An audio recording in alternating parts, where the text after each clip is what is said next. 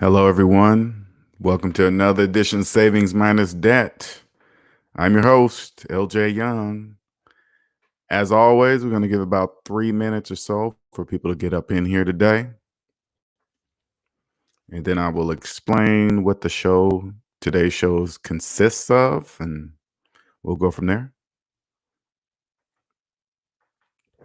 Welcome, everybody. Come on in here. I know I'll be coming on at different times. I'm just testing different time zones, things of that nature.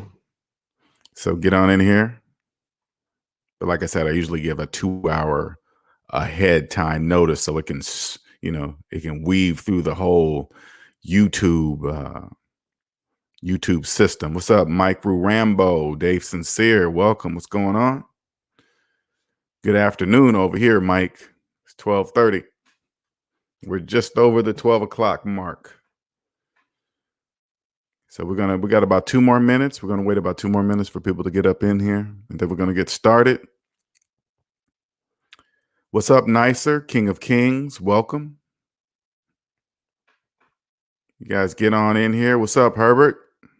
How you doing, man? We got about another minute and a half of waiting to let people get up in here so we can get started. Happy Sunday, everybody. I know people are like, man, it's just another day. That's what it's like to own the time in your life. The days of the week really no longer matter. Really, it doesn't matter if it's Saturday or Sunday, Monday, because usually people in the normal world, just before everything changed, people would be actually dreading their day off, which is Sunday. Think about it this way: you actually work Friday, and then you're happy because it's over at the end of that day, and then Saturday is really your only really, really good day to enjoy because you don't have to go to work the next day. But you can't really enjoy your Sunday to the fullest because you have to go to work Monday. I remember feeling like that. So around 2-3 o'clock Sunday evening, the rest of my weekend would really pretty much be shot because I would be starting to think about what I had to do on Monday. It's just, I'm just so glad I'm out of that world, man. You guys have no idea. I'm so happy to be out of that world. It's been like 5 years, 6 years, something like that I have. First, you got to mentally check out. But anyway, that's we got about 10 more seconds and we're gonna get started. Okay. So here we go. All right. Welcome everybody. If you're new to the channel, welcome to the Savings Minus Debt channel, aka the SMD family. I'm your host, LJ Young. I am a 100% debt-free motivational speaker and personal finance educator. I help people become financially free by helping them financially see outside what I call the debt matrix. And the debt matrix is a place where everybody believes in credit and debt and believes in financing things that go down in value and still wondering why they're living paycheck to paycheck. They can't put their finger on it, right? They cannot put their finger on it. Anyway, what I do to expose the glitches in the debt matrix are point out things that don't make mathematical sense and show people that and say, hey, look at this. You're really not a homeowner if you have a mortgage. Nobody really gets a finance car on sale. The equity that you pull out of your house is really, first of all, it's not your house. And the word borrow, you have to borrow the equity. Borrow means that you are borrowing something from somebody else because it's not yours. So if you're borrowing the equity, you're borrowing it because it's not yours, because it's not your house. And kind of show people that with mathematics, and then they're like, oh man, that's true. But the glitch in the debt matrix is knowing that mathematics is an exact science, that you can show somebody mathematics and they still don't believe it. That's the glitch, right? So I just point out things that kind of help people understand why is it that they don't believe their own mathematics. What's up, NC Biggs? What's preventing them from believing in math? Why are they believing their lying eyes? You know what I'm saying? So, all right. But today is about you guys. It's Q&A Sundays, which means I'm here to answer. Me and other SMD family members in this room are here to answer personal finance questions. What you should do, what you shouldn't do. Should you be investing right now? Should you not? Uh, you might be scared about your rent. What if I lose my house, cars, all kind of stuff, man. I answer everything mathematically, right? I remove the feelings of whatever you're saying. I remove the feelings and I respond with math.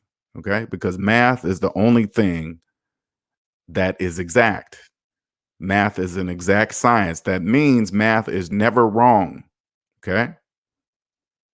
And since math and money are one, the only thing that can separate math from money are feelings, how you feel about certain things when it comes to your money. That's the only time it separates. Other than that, you cannot separate, and you should not ever separate math from money, ever. Don't ever do that.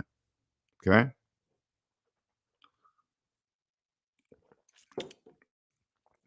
So we're gonna, like I said, we're gonna wait. I'm gonna put, while we're waiting for people's questions, I'm gonna put up something, and I want you guys to tell me if you understand what this means. All right. So I'm gonna put this up real quick, kind of give a idea of where everybody's at, financially and stuff like that. So check this out. All right, the Federal Reserve lifts the six withdrawal limit on savings accounts. So how many of you guys know what this means, or are you? If you do, are you happy? Are you sad about it? Tell me what this means to you. If you've never heard of it, maybe you want to ask, what does that mean? Why are they doing that? Right. So I'm gonna leave this up there for a second so you guys can put your comments in there. And also, if like I said, if you're coming in on the channel, today is about you. We're only gonna go as long as there are questions. All right. I can't go 3 hours and just start talking again for 3 hours. I've done that last couple of days. So let's talk about this. This is just some filler stuff that I wanted to go over with you guys. Money market versus savings. It's getting there.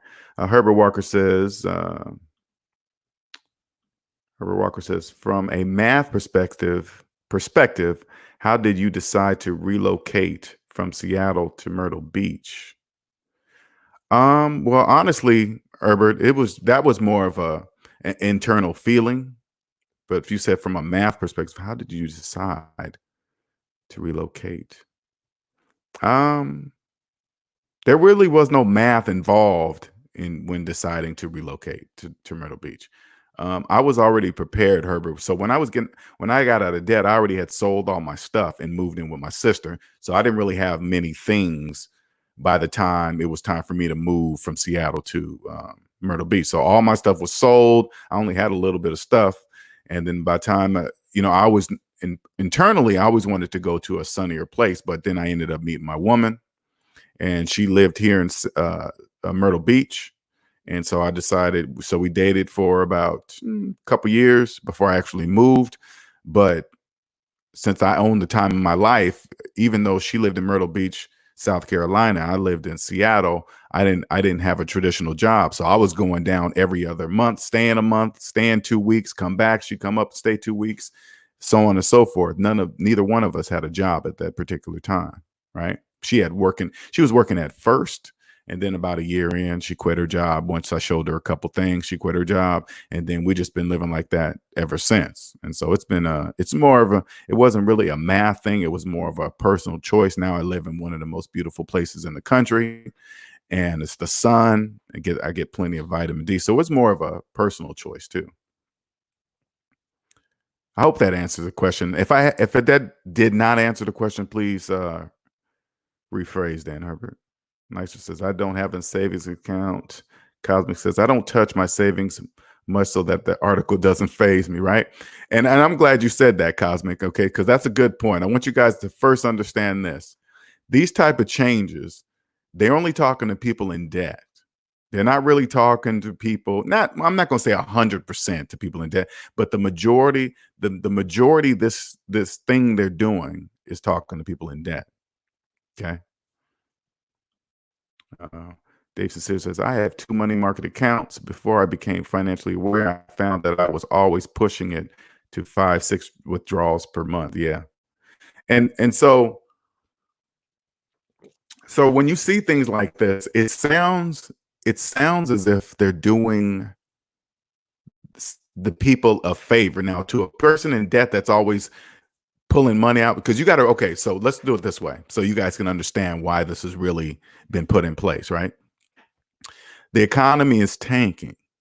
Okay. So a lot of people are, and millions are unemployed. So they're not spending as much money as they normally would because they have no job. So they're hanging on to the money, right? But since they're hanging on to money, that means the banks themselves are going to have more money than they should have, because I know I'm not going to go too deep into this, but the Federal Reserve makes the bank hold a 10% reserve on cash. So just in case somebody needs to come in and get money, they have cash to pay that person out, right? But anything in excess is held at the central bank, and the central bank charges the banks a fee for holding extra money over 10%, right? So recently the feds lifted. So what that means, first of all, what that means is this: since they have to reserve, so if you put in $100 into their bank as a deposit, right, they can loan out 90% of that 100 and earn even more money, right? But the feds recently lifted that 10% fee, right? So now banks can lend out 100% of that money. Okay. Especially with lower interest rates. That means so that's less money that they have to, I mean, they don't have to hold, basically they don't have to hold in any money right now. They don't, right? And so anything extra now that's over, they still have to pay a fee, but they pass that on to you, right? But in other words, anyway, they need to get people starting to spend money, right? So what they are doing is removing anything that discourages that, right? They discourage that. So now they removed it. Now more money is going to be spent to stimulate the economy. These are things to try to make sure the economy keeps going. It's pretty elaborate, man. I'm fascinated with the central bank does. I'm just totally fascinated with it. I be reading in all kind of stuff. NC Big says, I'm not sure if I should put my money in savings account or a money market account. Right now, it doesn't matter where you put it. Trust me, right now it doesn't matter where you put it. Don't worry about trying to earn any. Don't even worry about trying to earn any interest by putting your money in the bank. Okay, don't even think about that right now. None of that's going to happen, because you got to remember, if this is a down economy. It's not. It just is just starting. So don't just be happy that you have some money. Okay, don't worry about earning anything or thinking about investing. All right. Herbert says, I'm using the math in my decision to relocate now that I am retired. Well, yeah, math, Herb. Yeah, I would say math, but I would strongly suggest to make sure where don't where you want to just where you want to be your last retired stop. Please choose a place that you will love. Don't do it based on money, because it's not gonna. You're gonna go someplace that you're not gonna be happy to retire. No, I ain't doing any of that. I am absolutely happy where I'm at right now. Absolutely happy, for sure. Because you got to remember, Herbert, if you're basing it on math, that means you're basing it on math of prices of things today. They're not even going to be anywhere close to that come 2021. They're going to tank.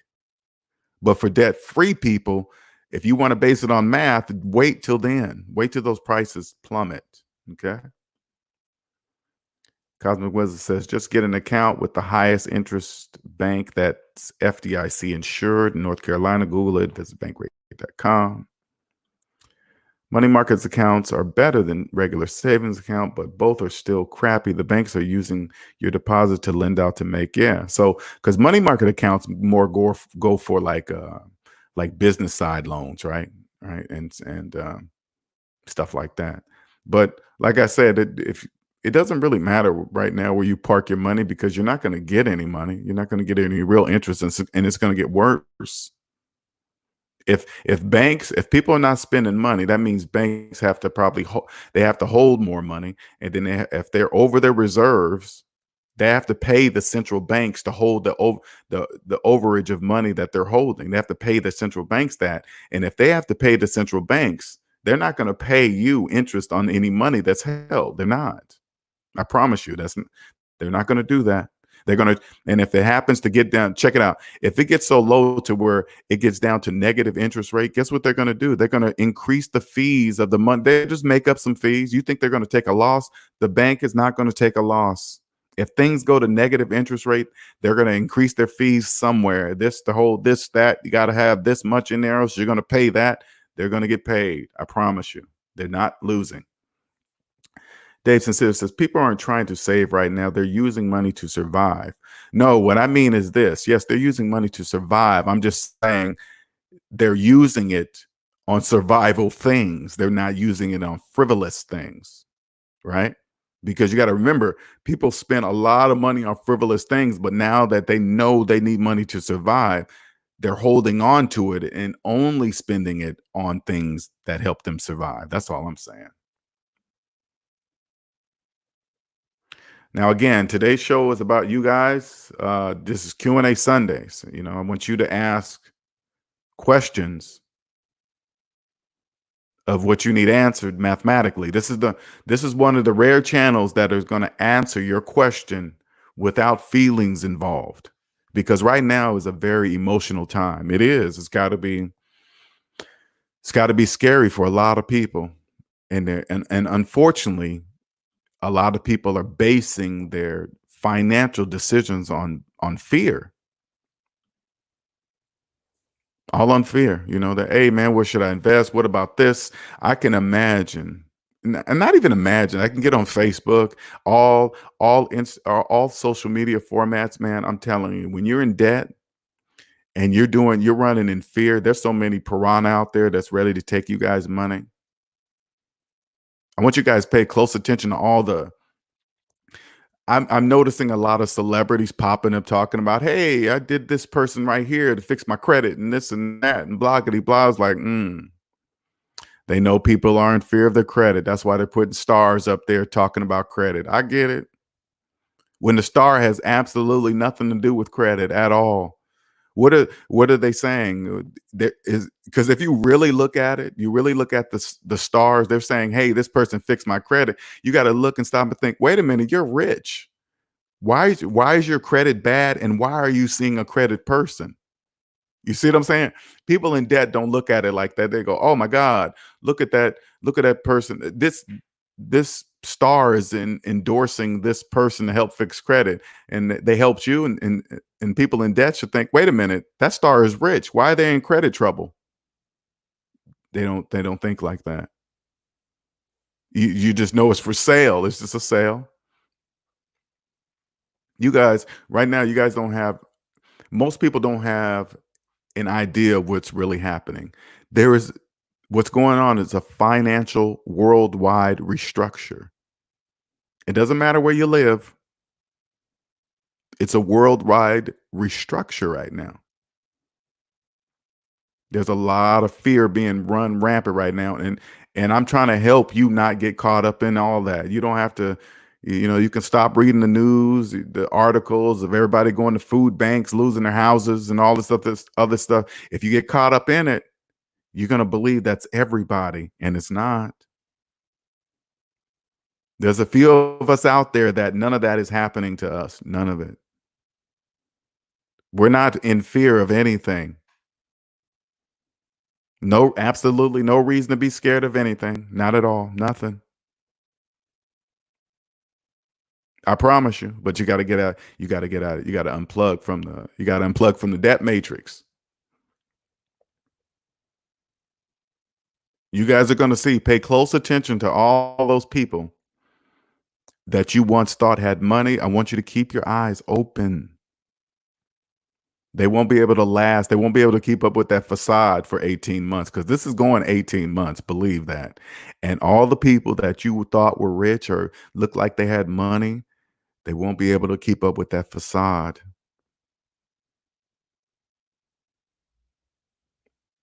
You're about to see who's been skinny dipping. You're about to see them, and they won't be able to stop it. There's nothing. Listen, you guys, listen. There's nothing they can do about it. Nothing. And Dave Sincere says, one of my good friends, his mother passed away 7 years ago. He moved into her house, spent every dime he had and made to try and fix it up. I told him, get his credit in order first. He called me yesterday saying he should have listened to me. He's been eating rice and ramen noodles for the last 2 weeks. His job shut down a month ago. He had no savings. He's waiting for unemployment to kick in. See, that's got to be a very scary place. Very scary place. NC Big says, LJ, the next level I'll worry about is how to live a little more like you. Does your next level explain a lot of that? Yes. Yes, it does. I help you in detail of what to do. And the reason why I know is because I'm living it. You know, what I tell in the next level of my service. Yeah, I show you with example. The first part, NC Biggs, is the mental. You've already crossed over mentally. Your mind has to cross over first. The part I'm telling you about, how to live next level, that's going to be easy for you. I'm going to show you. You're going to go, oh, okay. You just do this. You just do that. Oh, I do that. Oh, turn left there, go there. Oh, don't do this because of that. Yeah, and that's it. And everything will be explained with mathematics. Understand this, NC Biggs. The economy runs on mathematics. It could not run if math didn't exist. And since math is an exact science, there is a pattern. There is a pattern. People in debt have a pattern. This is what's called right now, what's going on. This is what's called a debt cycle. This is one of the long terms that are ending. That's why it's a major one. This is a long-term debt cycle that is ending. Now it has to be restructured, a major restructure. Major. This is 2008 that's considered a short-term restructure, right? That's one of those short ones. This is a long term. Something like this is never going to happen again for another century. And I promise you, NC Biggs, I promise you, right now, what you're doing, you will be ready and you will never look back. For years from now, there will be people get back on social media, and listen to how many people say, man, I can't wait till things get back to normal. I can't wait till things get back to normal. Guess what? It's never going back to normal ever. Ever. Ever. That's gone forever. The prices of things like this right now, like check this out, NC Biggs. The prices of things, the value of things right now, that's gone. Just people haven't accepted it yet. The price of things right now, whatever it is, it could be a Lamborghini, a house, a Rolex watch, whatever, right? And I'm gonna tell you why. Those things do not hold what is called intrinsic value. Value that is held naturally. Gold holds intrinsic value. Silver holds intrinsic value. Those shoes, clothes, cars, they don't hold intrinsic. They only are, you know why they are valued the way they are? Because people believe that's their value. People in debt don't know that.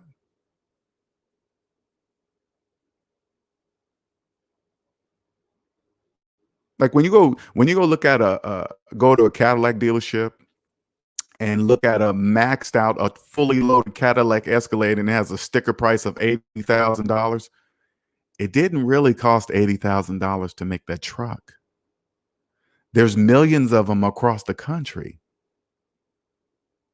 You think it really cost $80,000 to build that truck? No, they just made you believe. Cadillac made you believe. How'd they make you believe? They made you believe with their production and quality and all that other stuff. Don't get me wrong. I mean, I'm not saying that it's a bad truck or anything like that, but they built up the people's trust to say, hey, our product is this good and people trust it, and then they pay it. But it still doesn't make the truck worth $80,000. It's not. Dave Sincere says, oh, okay. Yeah, that's right. Read that one twice.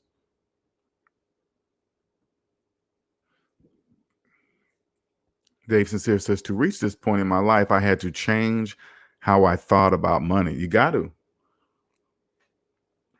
Dave, I'm going to take it, Dave Sincere, I'm going to take it to a different level.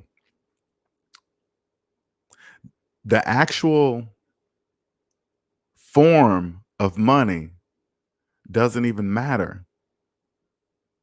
I now understand that the form of money, whether it be US currency, euro, cryptocurrency, whatever, it doesn't even matter.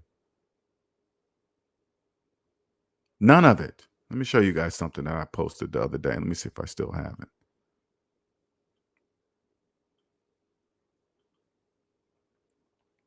I'm going to show you guys something here. And I'm going to show you why actual money doesn't matter. Okay.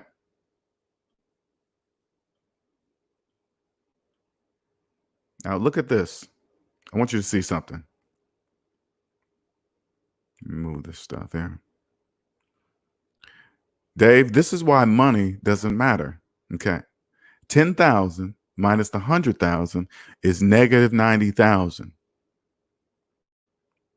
Somebody with $10,000 in cryptocurrency that has $100,000 in student loan debt, it's still negative $90,000. Somebody with $10,000 cash in their hand minus their $100,000 in student loan debt is still negative 90,000. $10,000 in gold minus $100,000 in their student loan debt is still negative 90,000. Silver, 401k, all this, it doesn't matter. Money doesn't even exist for people in debt. It's a mentality thing. It's a mental thing. Money doesn't even exist for people in debt, and they don't even know it.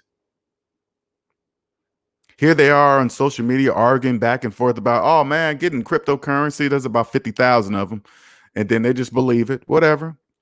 Right. And they believe in one of it, none of it even exists. It don't even exist. They just make people believe it, especially people in debt. But if you're not in debt and you decide to do it, you just watch people's pattern and you make real money.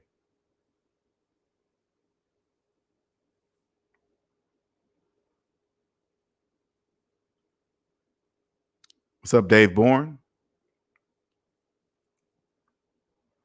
Today's Q&A Sundays, you guys. It's about you. I'm talking to fill the time, but today is about you. You can ask questions of me, the economy, what should I do? What should I not do?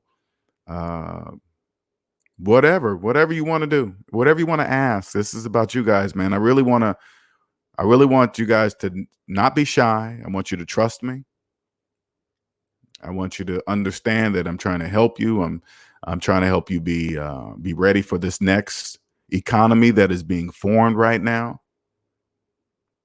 I want you to be among us we're very few of us. There's very few. Okay. There's not many, but that's okay. We're cool with that. That doesn't matter. But it's nice to have more people to talk to about money on the level that we talk about. And if you're intimidated by money, I'm trying, this is my channel to show you that it's not as complicated as people make it believe. Try to make you believe. It's no more than adding, subtracting, multiplication, and division. That's it. That's it. It's no more than that. You don't have to be. I know it's very confusing, especially if you're one of the many millions that have lost their job and don't know what to do, and your money is just all messed up, and the only people you're going to be looking at is people going to, you're like, man, look at these people going on Patreon and going on OnlyFans, and they're making all this money. I know that's what it looks like.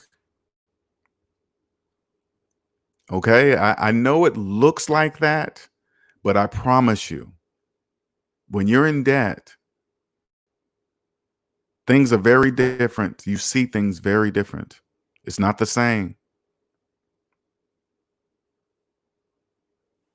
It's not, you could see, because I want you guys to really pay attention to all these social media stars, even physical movie stars and comedians and rappers. I want you to pay attention. This affects everybody.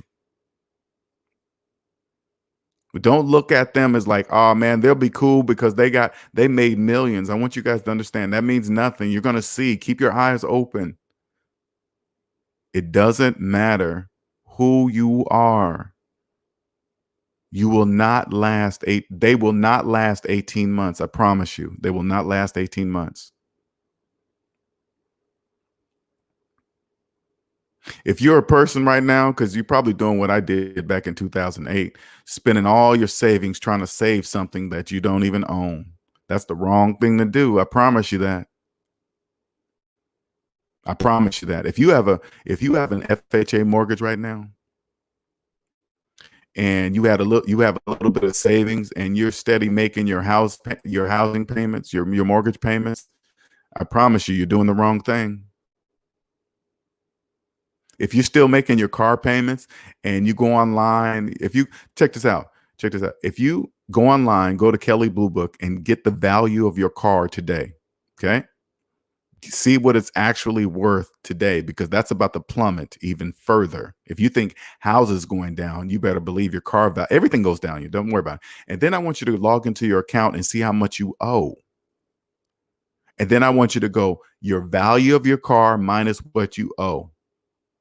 Now, if you're deep double in the negative and you're still check it out, you're spending your savings, making your car payments so you can save your credit, I promise you, you're doing it wrong. You're doing it wrong.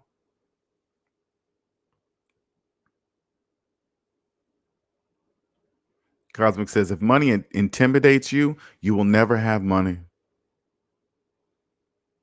I hope you guys are listening to that.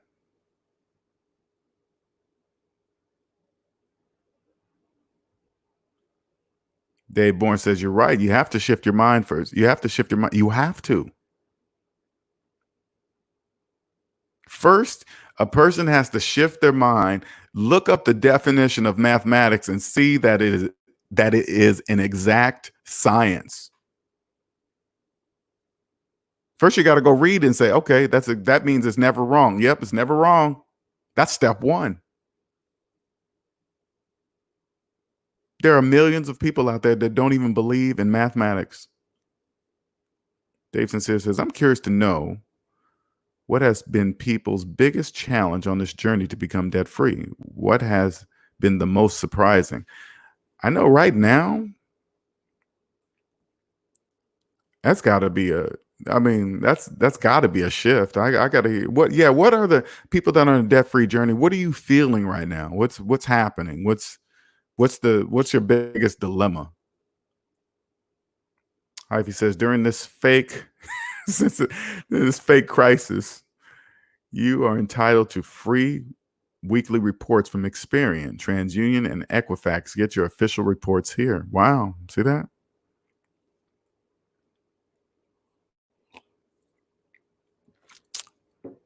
Check that out. Take advantage of that. And even though right now you can you can create an account on Credit Karma and Experian and check it out for free right now. That's really always been available. But the first step one right now, this is step one. If you want to come over to this new economy that's being restructured right now, step one, add up every single penny of your debt right now. Right now. It's like many people are scared to even do that. I get it. If you're scared, I want you to understand that's what fear does. Fear, what you need to understand is this: fear is not made to be scary. I know fear has always been made to look as if it's a thing that you should run from. So you don't. No, fear is the reason why fear is so prominent is because it's telling you which way to go. Because on the other side of it is paradise. It's the next level of your life to do something, whatever. Everybody's fear is calling them for something for different reasons, right? Like I remember my fear of actually quitting my six-figure job. I was like, oh my God, I was getting just anxiety. And then once I did it and I'm on the other side of it, I'm like, thank God I did. Know why I needed to do that? I needed to break the 40-hour work week in my life. It didn't matter the amount of money they was paying me. I had to quit so I could see it and feel it. That's something you have to feel. You have to feel what it's like to own the hours that you sold to a job. To own them, you have to feel what it's like to actually own them. Dave Sincere says hip hop artist Lil Bootsy was just on Vlad TV this morning, and he talked about how COVID-19 messed up everyone. He's now on IG charging people $7,000 to $10,000 to show out their business or wear their gear. See what I'm saying? It's like you see a guy like Lil Boosie, you figure he made a lot of money. What do you mean hurt everybody? What are you talking about? No, first of all, no, it didn't. So let me tell you guys something in this room. Always remember this. Where there's losers, there's winners. When you think about money being lost, you got to stop and think to yourself, what do you think, that money just evaporates? Where does it go, into the clouds of the sky and comes down at rain? No, it exchanges into other people's pockets. It's still there. It's just different owners. Where there's losers, there's winners. So when you hear somebody say everyone and every single person and everybody, that should be a key for you guys to keen in on when the people use words like that. Because they can only be talking about everybody in their world, because it's not true. Everybody is not suffering. Everybody's not losing. That's not true.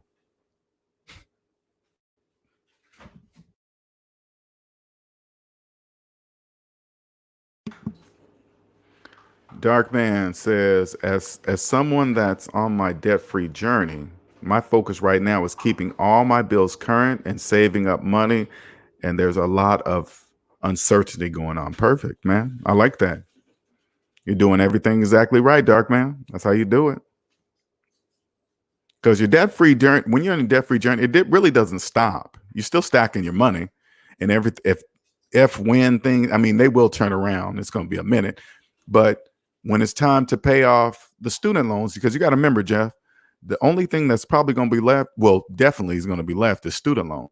If you're stacking your money right now, and it's really going faster because the interest has been paused. Well, you got to call them and make sure it's paused, but it has been paused. So once it comes around and it's time to pay those student loans, man, you're going to have the money. Congratulations, man. Dave Sincere says, let me clarify. He talked about all artists being affected. Okay. Yes, everybody is affected. Let me take that back. Everyone is affected. Okay. But everyone is affected differently. That's a better way of putting it. Everyone is affected, but everyone is affected differently. So it counts on, first of all, money. People in debt don't really understand that mathematically money doesn't exist for them. So when times like this happen, yes, it's going to be harder on them because they have no money and they never have. You know, they're living in a house they don't own. They're driving a car they don't own. They have multiple credit cards with multiple limits on it, limits of money that's not theirs. They're pulling out equity that's from the house, if not that's not theirs. That's why the word is borrow. And so they don't know they're digging themselves deeper in debt because they have no choice because they're in debt. So they would be affected differently than another person that's not in debt on the north side of zero. Cosmic Wisdom says, that's true. The journey doesn't stop. The mission just changes. Very well said, Cosmic. From being debt-free to getting some girth to your net worth. Yeah. Very, very well said. Any other questions, you guys? And questions of me, the SMD family?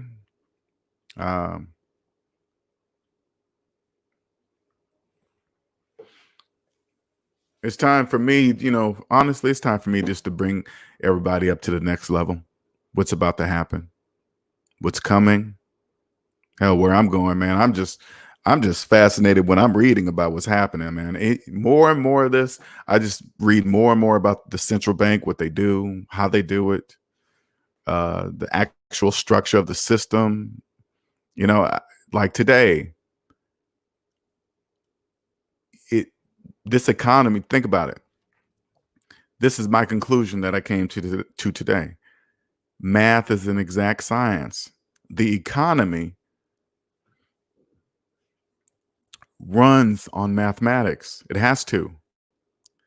And since math is exact and the economy runs on math, there has to be a pattern. There has to be.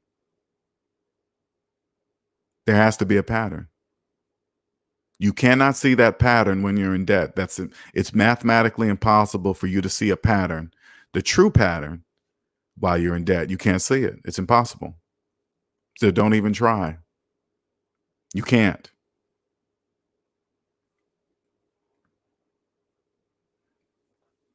Now my mission is to find that pattern. So far, I'm coming along really good.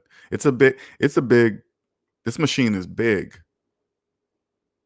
There's a lot of things you cannot see when you're in debt. And I'm gonna tell you guys that if you're new to the channel, let me tell you something. There's a lot of things you're not seeing in this economy when you're in debt. You can't see it.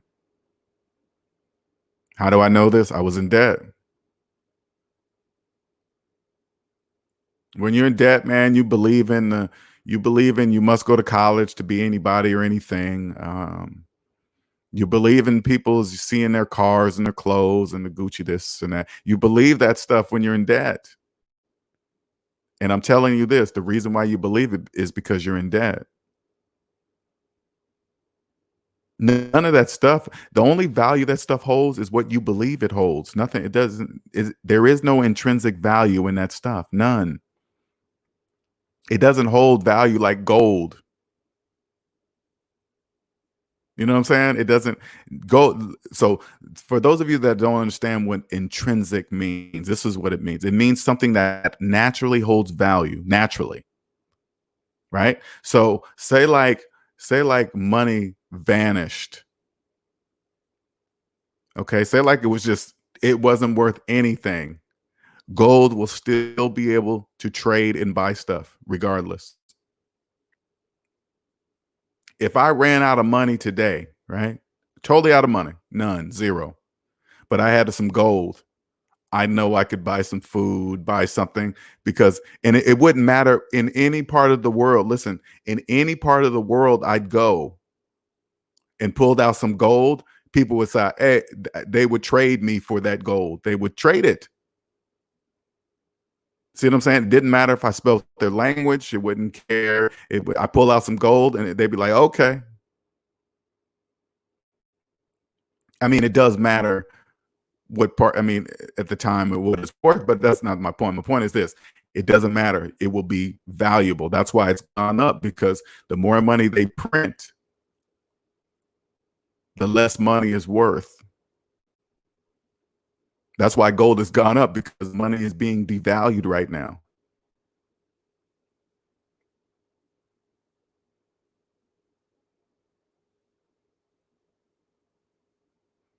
Let me see. You guys been going here.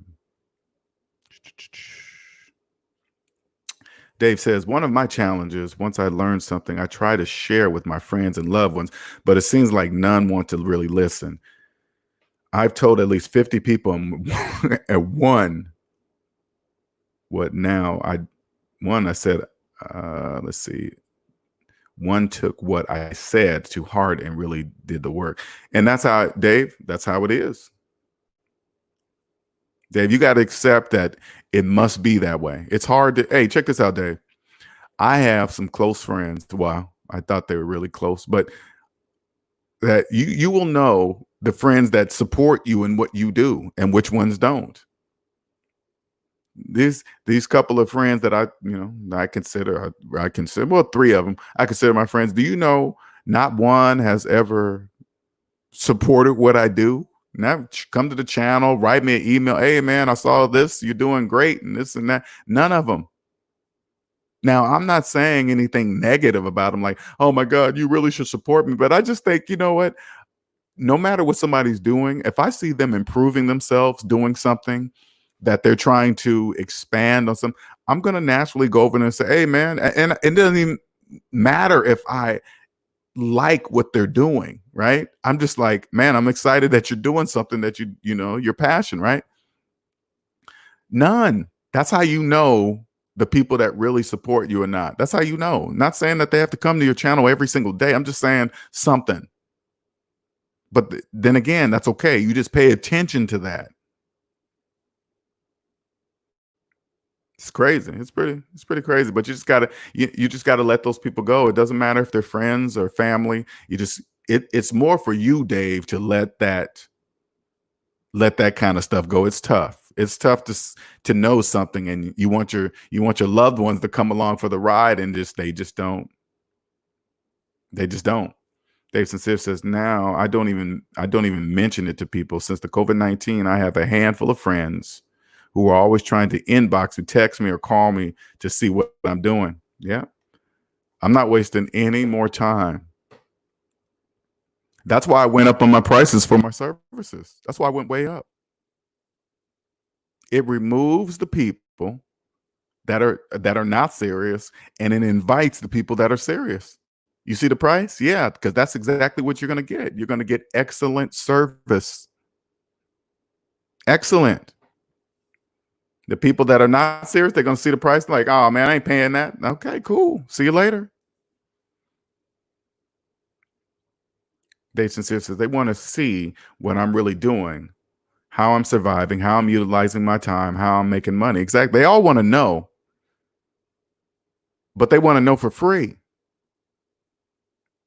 You know, it's nothing worse than taking your time, about 30 minutes to an hour, telling somebody, hey man, this is the thing, you should do this and that. And then you call them a week later and say, hey man, did you do any of that? Nah, man, I've been busy. What do you mean? You ain't even working. What have you been busy doing? Oh no, man, I got kids. They'll make up other stuff to be busy about. And then you're going to be mad at yourself that you wasted your valuable time on a person. But in reality, what it is that you expected that person, another human being outside of yourself, to respect your time the same way you do, when that's impossible.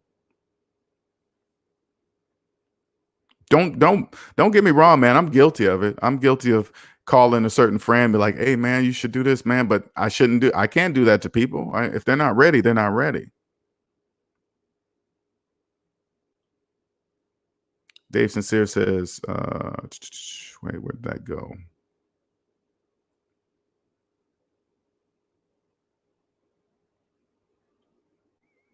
Nicer says, shout out to LJ Cosmic Hyphy, Dave Sincere, for all your knowledge and insight, pointing people in the right direction. You're all rock. Thank you, Nicer.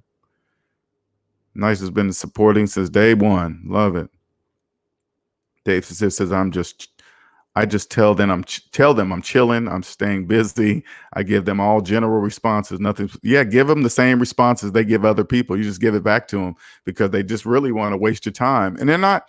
And remember, they're not doing it on purpose. They just don't value your time the way you do.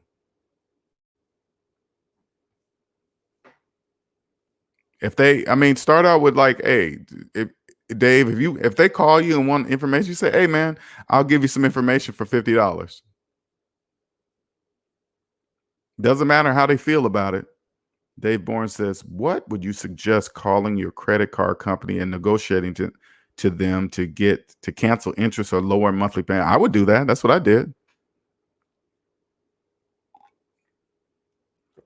They'll probably take off a month or two. It's totally up to them. I think they're all different, none of them are, but they'll do something because they want to do their part. But I want just make sure specifically that you get it in writing if they can, or let them know when it starts or something, because you got to follow through with that. Because you got to remember, millions of people are calling them. Okay, millions of people are not even paying their bills, so they're pretty much gonna do what you ask. You know what I'm saying? Just to make sure you don't default, or what I'm saying. Shout out to Limit for Life for the $5 super shot. Thank you super chat. Thank you very much. Thanks, LJ and SMD family. My kids say hi. Hello, kids. Thank you for listening. I hope you guys are understanding everything I'm saying, or your parents are translating. But it's just simple math, the same thing you learn in school, so it's not a big deal.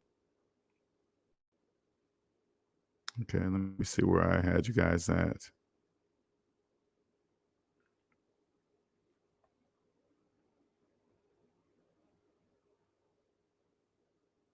Okay, yesterday.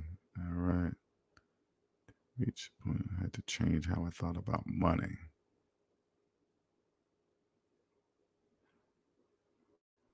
Yeah, no savings. Okay, no, we did that.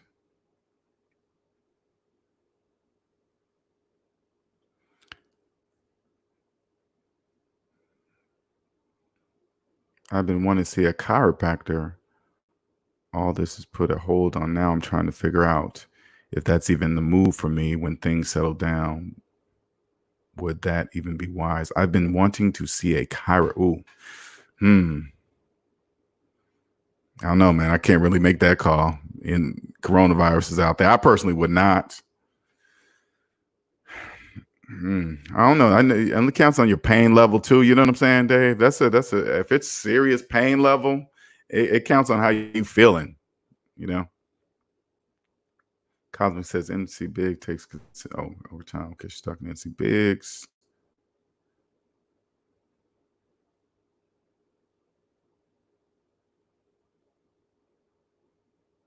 Oh, I went way back, didn't I?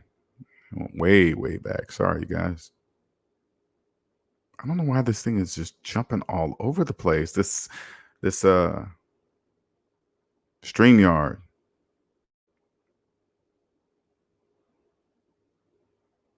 Sorry, just a second. And today's about you guys, okay? It's Q&A Sundays. All right, keep those questions coming. All right. Yeah. Yeah. Cosmic says, Dave, stop trying to help your friends. Dave Sincere says, when I was heavily in debt, I couldn't see past my next paycheck or two. Me thinking about the future was almost non-existent. Yeah, that was true. Dave Bourne says, a lot of celebrities are in debt because they have multiple houses and multiple. Yeah. That they have to pay upkeeping and staff and multiple cars. Yeah, they're gonna those celebrities that have been doing that. Oh, they're suffering. Believe that. All that big money, because they're not making that big money. That's why income doesn't matter. So if you guys, again, if you're new to the channel, this is why income doesn't matter, because people in debt have a certain mindset. They get more money. They just believe they can afford bigger payments. That's all. Dave Bourne says, if those items are not paid in full, for sure. Dave Sincere says, I missed out on some good moments with friends and family because I was in debt. Yep. One of my really good friends got married in Vegas 12 years ago. I couldn't go because I was in debt and didn't have the money. Wow. Yep, you don't have to. What's up, Ill Wills? How you doing, man? Welcome. Herbert Walker says, LJ, why do you think people value money more than time? Because they're in debt. People who chase money are usually running from debt.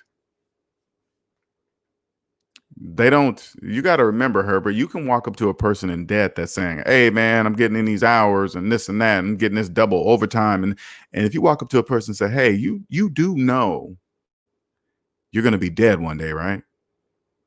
Right? Then they're going to have to say, well, yeah. And you don't know what day you're going to die, right? You don't know when you're going to die. You don't know what year, what day, time, nothing, right? No. Then wouldn't that mean time is the most valuable thing on earth, since you can't even work? Not even working 100 hours a week would get you more time in your life, right? You know that, right? Correct. So time would be the most valuable thing on earth. That's above money, because you can always earn more money. They would say, yeah, then why are you selling most of your time to a job? They won't know it's because of debt in themselves. They still won't know. You think people don't know? I know it's weird. I know it's weird to think about, but people don't know that they value money more than time. They say it on social media all the time. Hey, look, everybody, I value money more than the time in my life. They tell you 80-hour work weeks, 60-hour work weeks. There's no way in hell I would ever want to do that. No way. But people brag about that online. Oh man, I'm getting in those hours. Are you really happy about getting in that many hours? That means if you're working 60, 70, 80 hours a week, that means you're not putting in time for yourself or anybody else in your life but work. But, whatever. But I keep saying that people that think like that, we need those type of people. We need people to say, hey, yeah, what you been doing? Just working. Yep, we need you. Oh man, I'm getting in that Christmas overtime. I'm getting in that all those holidays that they're happy to work because they get extra money instead of spending with their family and friends, or just peacetime alone with themselves. We need those kind of people. Those people are the engine. They're part of the engine of the economy. Ill Will says, LJ, I told you since day one, you are winning. You have your time dedicated to you. Thank you, Ill Wills, man. I had to, and I honestly, man, I had to understand what that meant. I had to understand that what it feels like. If you worked all your life and you have never felt what it feels like to have 40 hours back in your life for a year, 40 hours a week back in your life for an entire year, I'm telling you, you're missing something. It doesn't even matter. It doesn't matter the way, if you're working, and it doesn't even matter the wage you're getting paid. I'm trying to explain something to you. It's a double-edged sword. Once you taste it, there is no going back.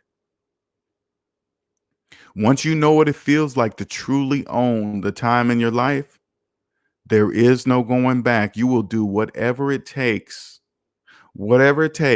to keep it. I promise you that. What's up, Yellow J? Herbert Walker says, LJ, what are the pros and cons of living a frugal lifestyle? First, take out the word frugal. That means that's a word that people in debt use. You don't have to. Herbert, do you consider yourself living frugal? I don't consider myself living frugal. I got everything I want.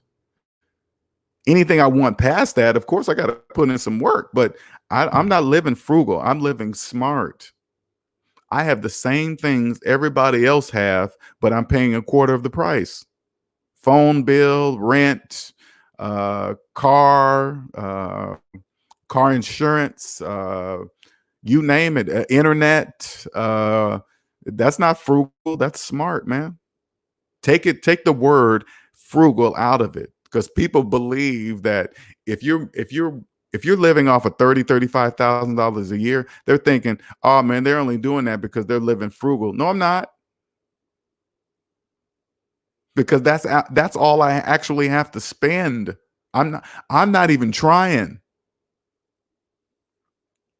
I'm not even trying. Yellow J says, I am a testament to it. It doesn't matter how much you make. It is all about how much you keep.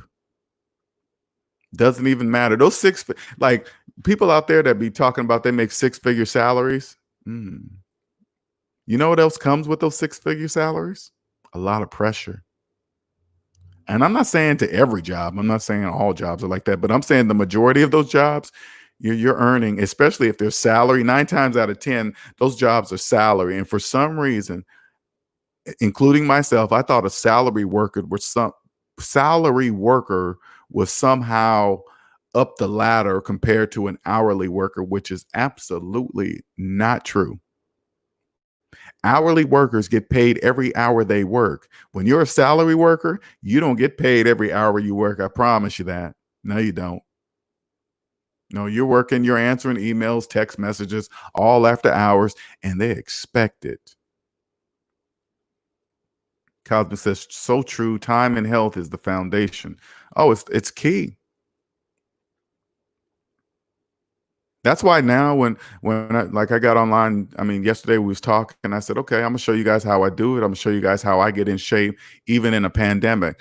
I say me telling you guys this is for me, because now when I say this in front of people who believe in me and follow me, and if I don't come through with it, with my body getting in shape or whatever I'm gonna plan to do and show you guys, right? I'll look like I'm full of crap. And I never let myself look like full of crap. I never do that. If I say I'm going to do something, I'm going to do it. It's not a maybe. It's not a sort of kind of. I shouldn't have said that. No, I'm going to do it. And I'm going to show you guys. I do everything I say. This is how you build trust. You can't be saying things and just never do it.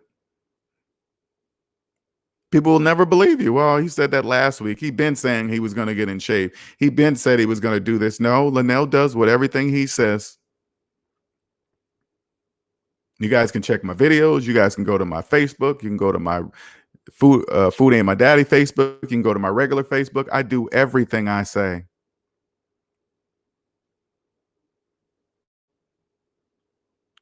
DTN says DTN professional window cleaning says, can't imagine receiving that much freedom yet, LJ. Keep working on it. You're in your hey, DTN, you're in your 30s. Don't worry about it. There's no rush. There's plenty of room over here for you guys. There's plenty, I promise you. There's plenty of room over here for you. Plenty. Nobody's stepping on anybody else's toes. Nobody's hating. I don't hate that Cosmic Wisdom got more real estate property than me. And she has that. There's no room for that because there's plenty of room for you to do whatever you want to do. I'm not over here hating. Oh man, Hyphy's younger than me and he got a bit. No, none of that. It's all about help. Hey, man, we want more people over here in this freedom world.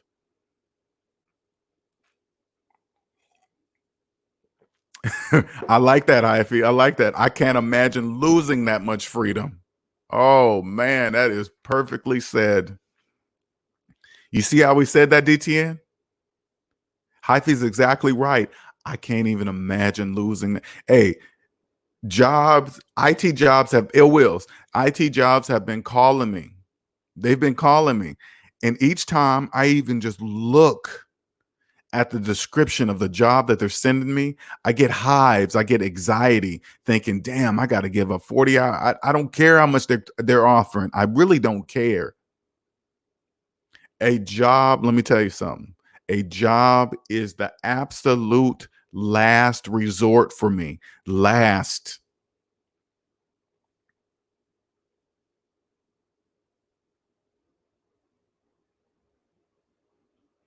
It will says, LJ, do you think we on the verge of a depression? Many economists believe that we are printing too much money to inject life into the economy. We may bypass a recession, so they say. What do you say, bro? No, this is going to be a crash. I got to look up the definition of these words or whatever that they're using. There's going to ill wills. This is look at it this way. This is a major financial restructure is happening right now. I promise you. Don't worry about the professionals that you're hearing, the economists. That doesn't mean anything. We don't know what their bias is, but all you got to do is just look at what you see. There are millions of people out of work, millions. That's millions of people with no jobs. That's millions of people with no jobs even available to them. Millions of people that cannot work even if they wanted to. That means that's also millions of people that cannot pay their mortgage, because that's the first thing to stop, because many Americans in debt, that's the biggest debt. You ain't got no job, that's the first thing you stop paying. That's how the order goes. The largest debts are stopped paid on first because they can't afford it. So if they have a $1,500, $200, $2,000, $1,500 a month mortgage payment and they lose their job, they cannot make that payment. That's physically and mathematically impossible.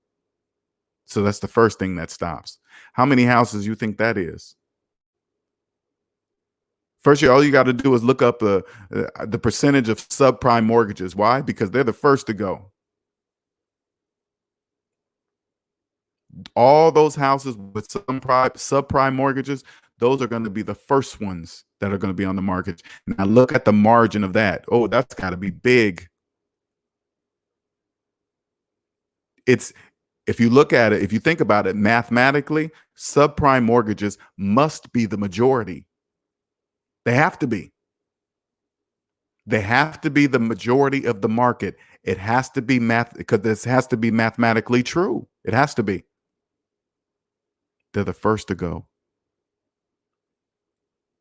That alone, that's not even including the car note, then car payments. First is mortgage payments, and then it's car payments. They can't make those because that's car payment plus insurance.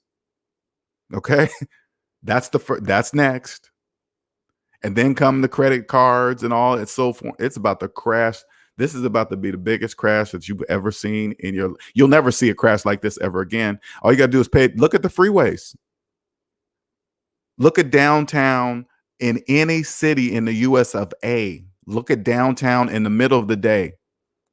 This is what I want you to do, Ill Wills. Monday, go down to the heart of New York or wherever. That scene right there that you're going to see, you're never going to see that again, ever. That will never happen again. I pay attention to people's behavior. I look at people. That is something that we've never seen. It's going to crash very hard. But remember, it will, where there's losers, there's winners. Not everybody loses.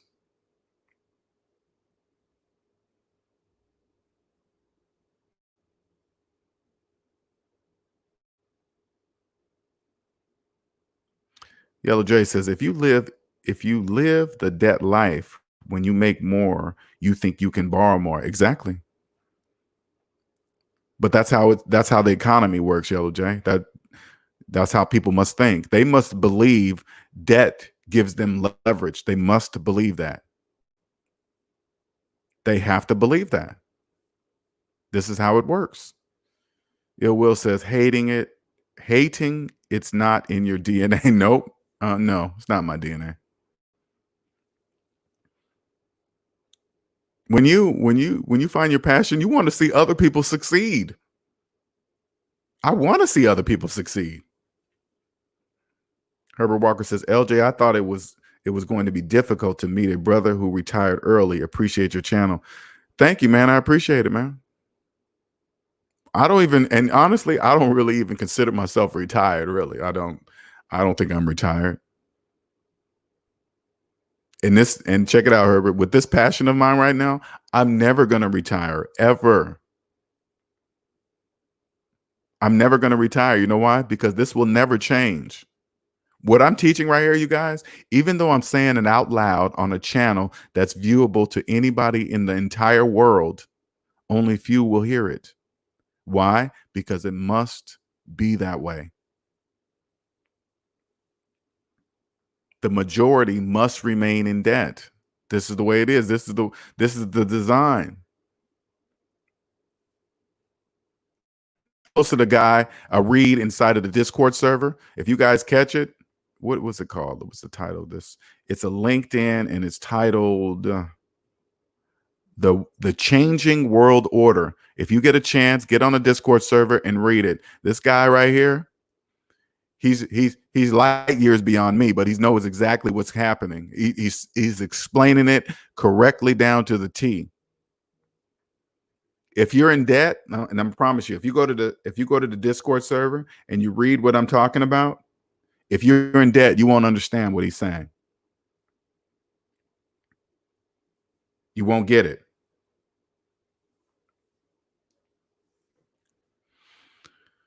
Hyphy says, my last full-time job was 14 years ago. I seriously would be diagnosed as unable to cope in a professional work environment. I'm not accustomed to train to DTN professional. It's an, I'm with Hyphy too. It's like anxiety. I mean, if I got a remote job knowing that they said, okay, you got to be online from 8 to 5 or whatever, right?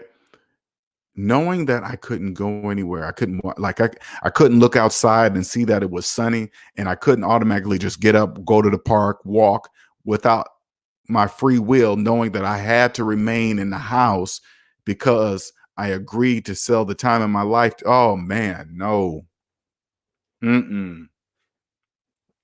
No, sir. Now, don't get me wrong. I keep saying if I have to, I would, whatever how you want to say it. But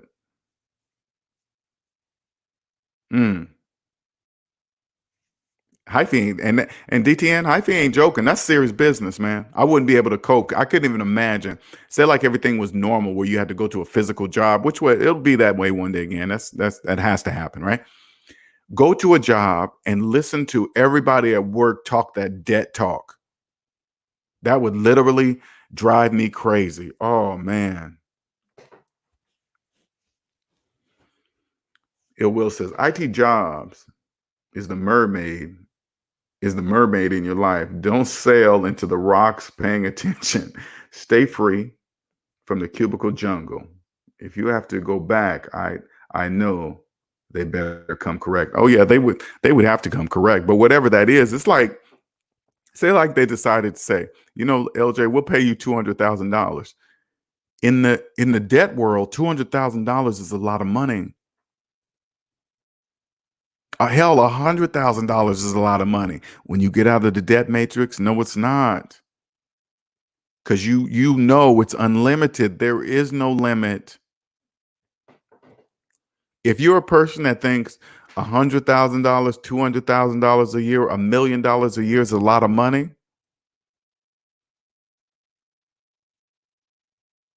there is no limit. You're putting the limit on yourself. When you think that, that's a limit for you. That's a limit for you.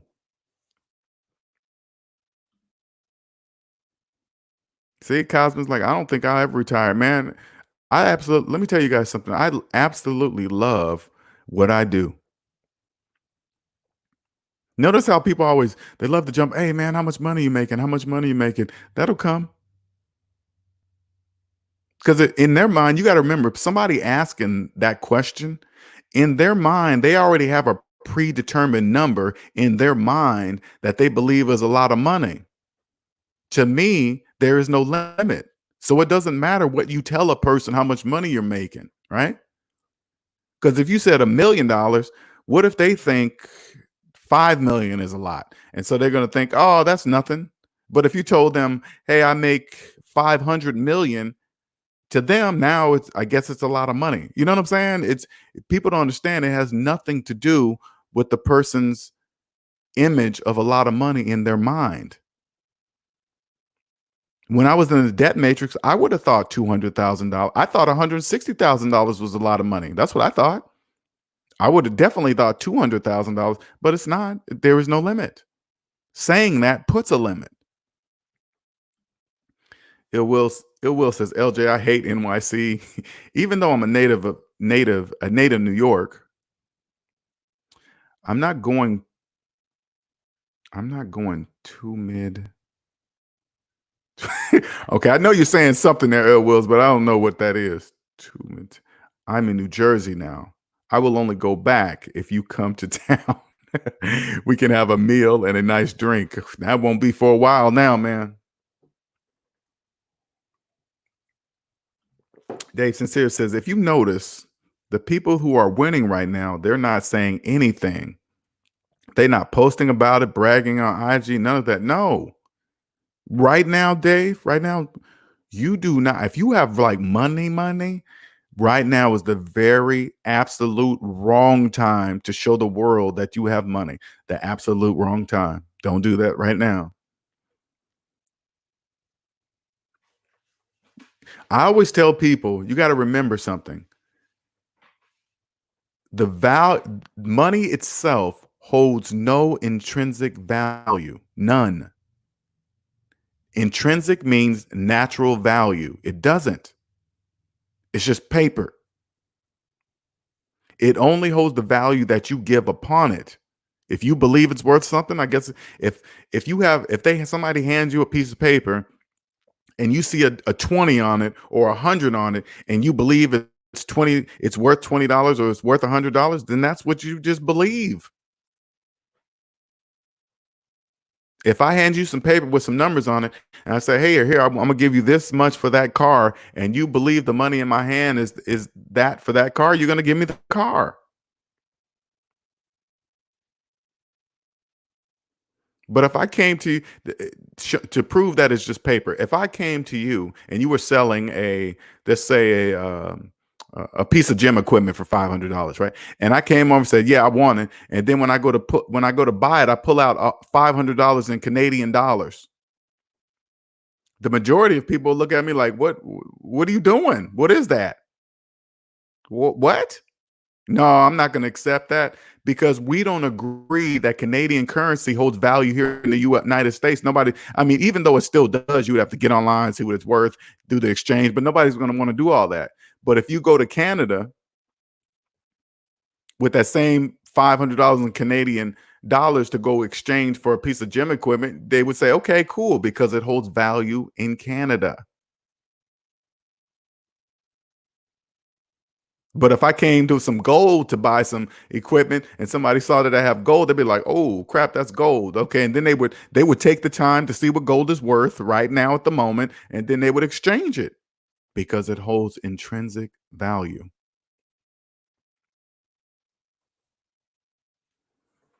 So imagine a person that believes it's okay to kill another person for money. I've never valued money enough to say, okay, I'm a killer person. But we see it on news, we see it on TV shows that there are people out there that do. That seems like pure insanity to me. But uh that's an extreme example. But I want you guys to understand that there are some people that value money like that.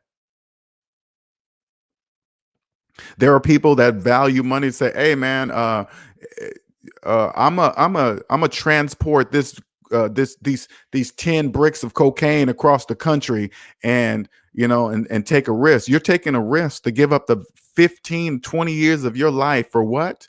Money. They're willing to exchange the time in their life for money because that's how much they value it. 15, 20 years for $100,000, 200,000, whatever you're going to make off of a brick of cocaine or whatever the value is or whatever, it doesn't matter. Not to me. No, sir. Then it breaks it all the way down to job. It just, okay, here, I'm gonna sell the time. How much you gonna pay me at this job? Okay. I guess that's cool.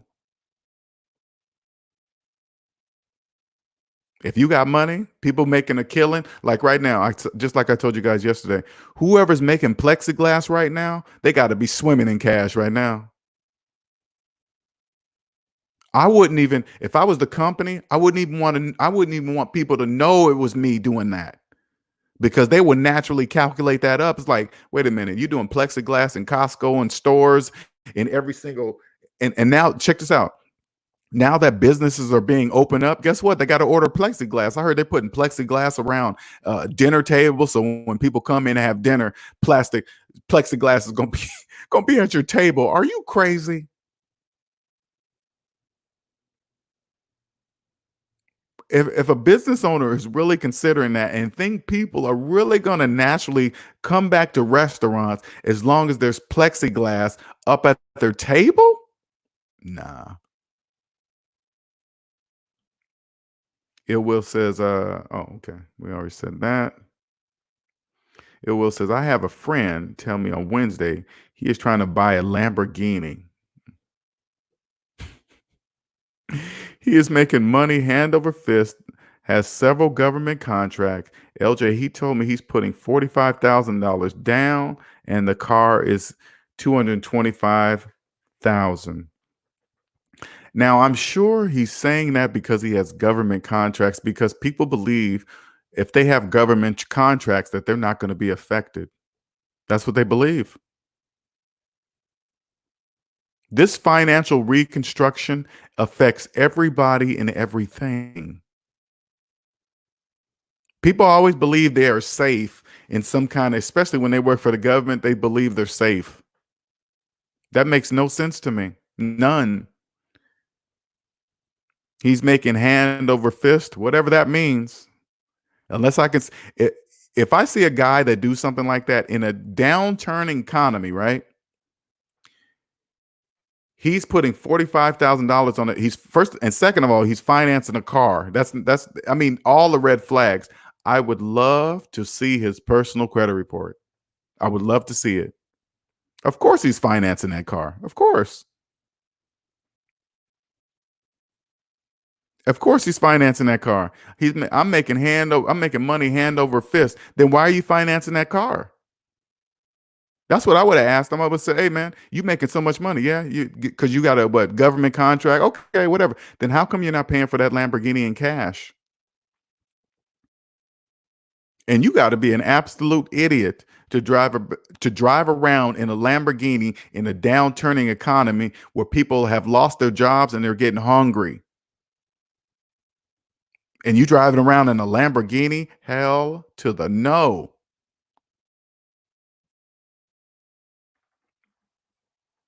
LJ, is there any time you would recommend people go into debt?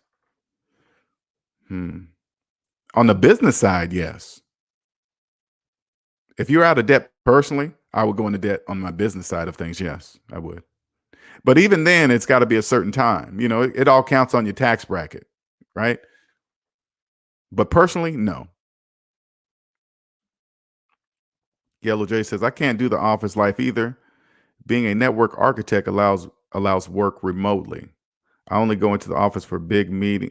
I only go to office for a big meeting where the VPs can see I am real. Okay.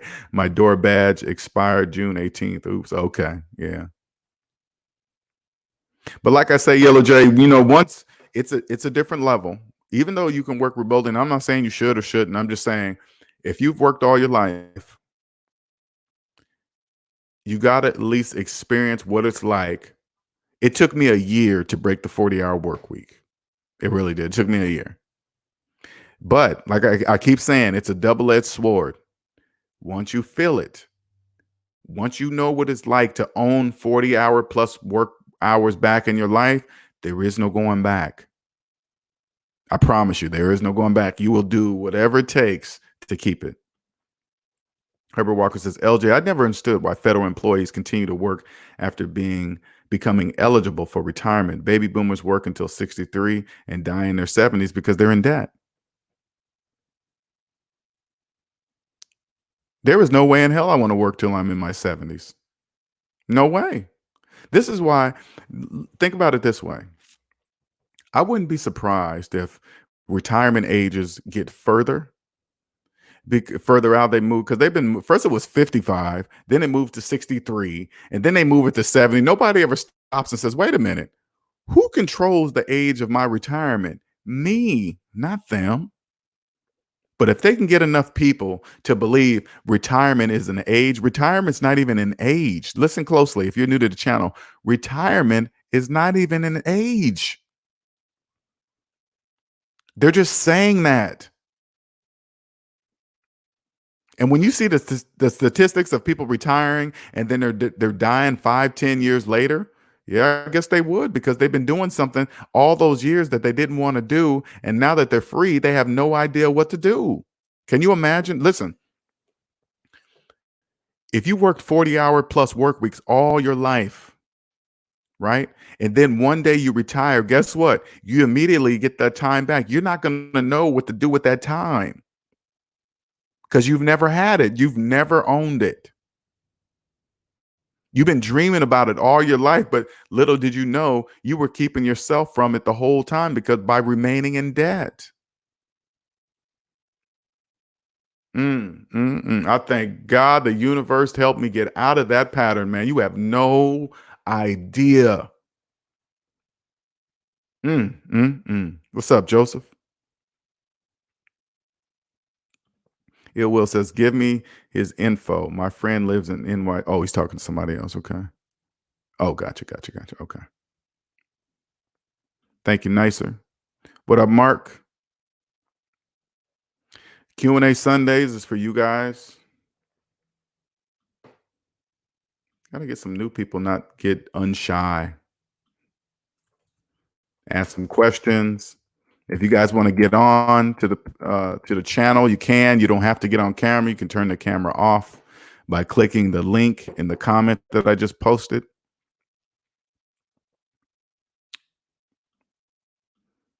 For me, I'm gonna tell you guys, because Dave Sincere asked that question earlier. For me, during this time, my focus has been on improving my video quality on my videos. I have been doing a lot of studying about the central bank and how it works. That's just my passion. It's not work for me. It I it's like when you're a computer engineer, things connect to make the connection, right? You guys a lot of people don't really understand it. It's like when you sit down at your computer has to talk, and then it has to go through the network. That network has to go to a switch, and that switch has to go to a router, and that router goes out to a some kind of device that puts it out on the internet, and then that network talks to the other network, and there's IP addresses and blah blah blah, and it makes. But now I make all the connections from the person in debt all the way back to where money comes from and why it exists and all this other stuff, right? I'm fascinated by it. Like right now, it I'm fascinated that I can prove somebody to be in debt with mathematics, and yet they still don't believe it. That fascinates me, right? It fascinates me that I can tell a person, I can show them that they're broke, and they will agree with me. And then I can look at, and within the same breath, I can say, do you feel like you're broke? And they will tell me no, even though it's true. That's what fascinates me. James Stokes says, my uncle worked 55 years, retired, and died 1 week later. Ooh, sheezy.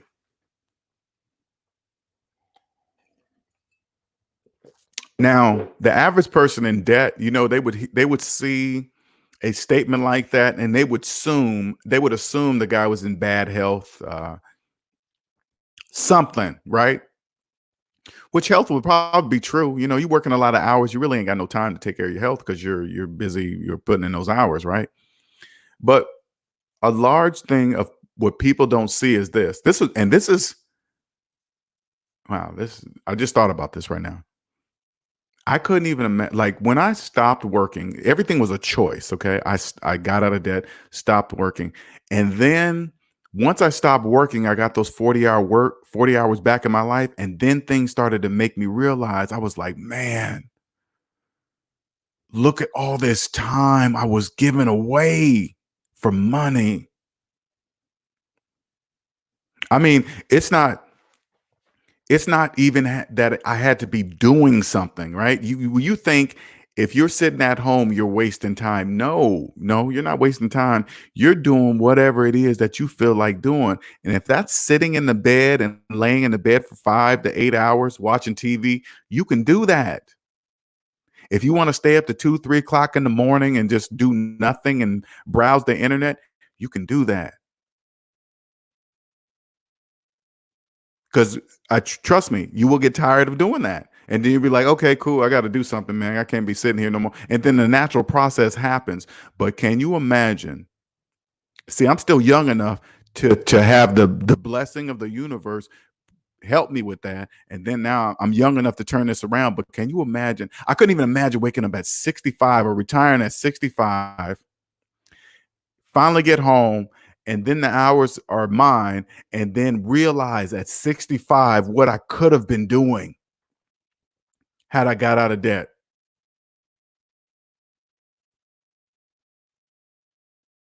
That would send me into such a deep depression because at 65, 70, there's absolutely almost not, you're not dead, but that's absolutely, almost absolutely that you can't do anything about it. Mm, man, I'm just picturing that. That would be absolutely horrible. Cause you even like when I was back when I had my children, my child raising experience was horrible because I was always in court with their moms. Well, not both of them, but maybe sometimes. But I had one, my younger son's mom. That was horrible. Constant court, constant money, constant. When I could have just stopped. I know this is going to sound harsh, but I could have just stopped and said, "Hey, you don't want me in this life? All right, cool." Because a person will go into debt, and then when it's over, when the kid finally turns 18, because one day it's going to stop. All that nonsense is going to stop. And then one day the kid's going to be old enough to make its own decision. Maybe it's in your favor, maybe it's not, whatever, right? So say like you fight all your life to be in your kid's life, and then the mom has brainwashed them so much to where they just don't like you, even though you've been trying to fight in court all those years. And then in the end, when they're grown, they're like, oh, I don't want nothing to do with you. You're going to be mad at yourself because now you're in such deep debt. You got to pay all that debt off. That's a totally different story, but each to own. But I just want I want you to see mathematically. I wasted a lot of money in court, a lot of, and these things will, when you get the time back in your life and you see and you truly understand that it's number one, you're going to reflect back through your life on a lot of things. I can't even imagine retiring at 65, right? Retiring at 65 and then reflect back on all those years. It probably sends some people that retire in such a deep depression that they probably just say, F it, screw it. Doesn't matter now. I couldn't even imagine. Cosmic says it's not just working long hours. Where you live plays a huge part of your future health. You can see online your health expectancy by zip code as well. Ooh, I believe that. And you know, so crazy, Cosmic. That's why I had to get the hell out of Seattle. Been there for first 50 years of my life, born and raised, but every day it was getting worse and worse. The clouds, the rain, it was wearing on me. This is something I cannot explain. I said, I got to get the hell out of here. Hey, LJ, but the tech industry's here. I don't care what is here. I'm tired of waking up to clouds in the sky every single day. I live in one of the most best absolute places, best in the United States, Myrtle Beach, South Carolina, the best. It's damn near always sunny and warm here, always. The beach is just right down the street. Just right down the street. I can just go down. I can't go now, and I wouldn't even if they were open. I'm just saying in general, if everything was normal, it's so nice to just hop in my truck and go down to the freaking beach in a February or March.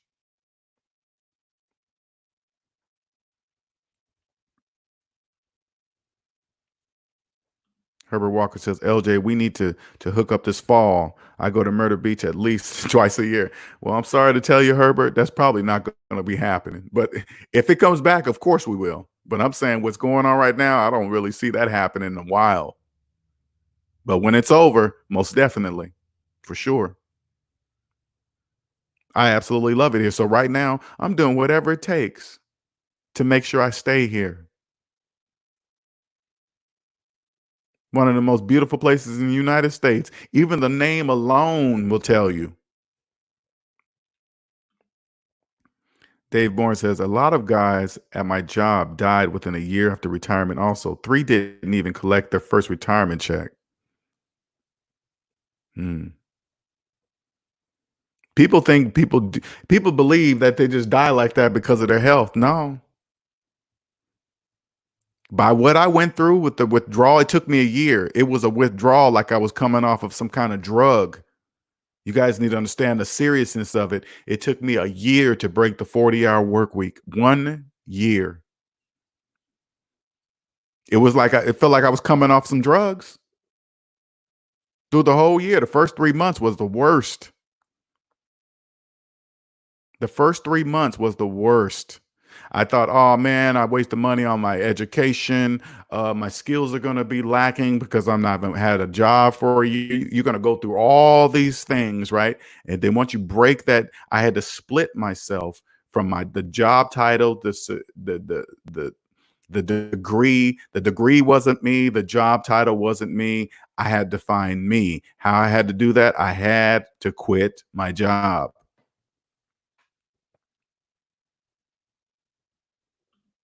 Herbert Walker says, LJ, I saw so many coworkers get sick or died after retirement. I turned in my papers the day I became eligible. Wow. That's amazing that you were paying attention to that, Herbert. I bet you a lot of them go into depression. Sorry about that popping, you guys. I got this when the weather warms up, gnats come out.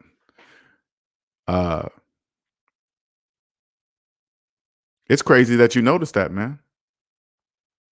I bet you a lot of it's due to depression. You immediately get 40 hours back in your life, and you're like, oh, what am I going to do with those? People that retire, oh, man, I just love going golfing and this and that. Maybe golfing is your thing. It doesn't matter, and that's probably true. And it's probably somebody that absolutely passionately loves golf, right? What's up, Jewel? Welcome. Nicer says, when you're debt free, eat healthy and work out consistently, I can see you being one of the blue zone people who live to see 100. Blue zone people. I never heard of blue zone people. I'm definitely going to try, and I'm going to show you guys. This is why I said to myself, I'm going to show you guys with physically. So I'm going to take pictures.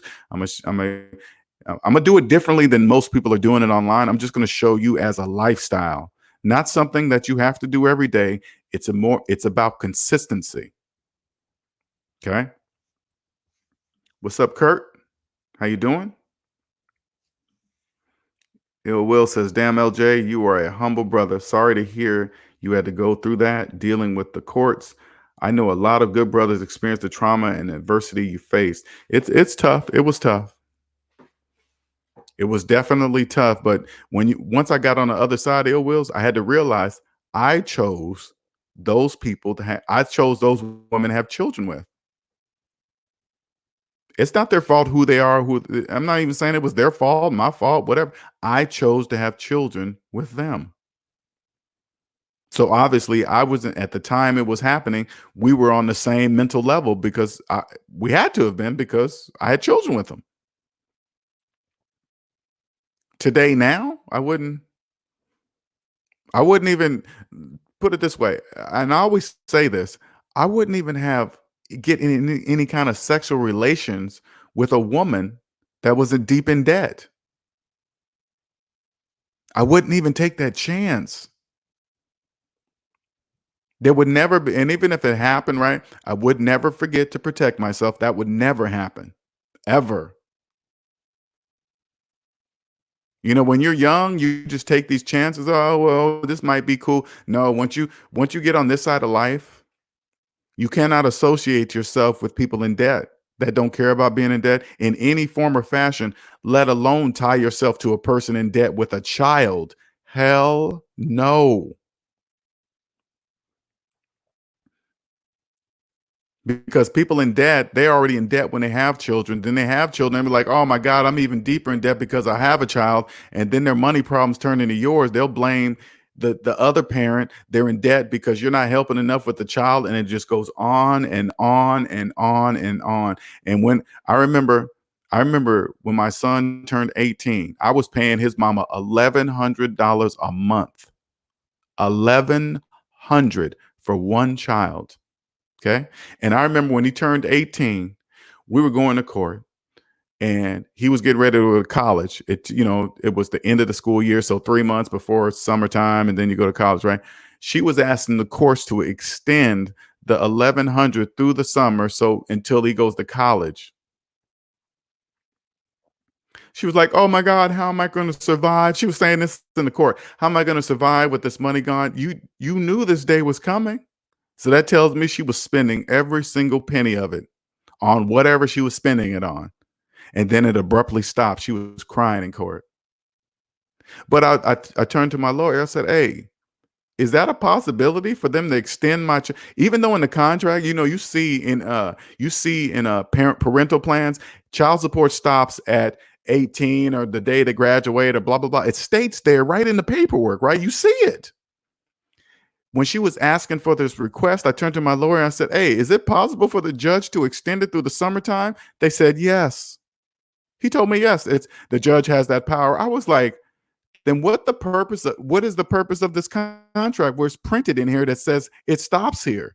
That doesn't make any sense. I will never ever, that long as I can help it, ever put my finances in a judge's hands ever.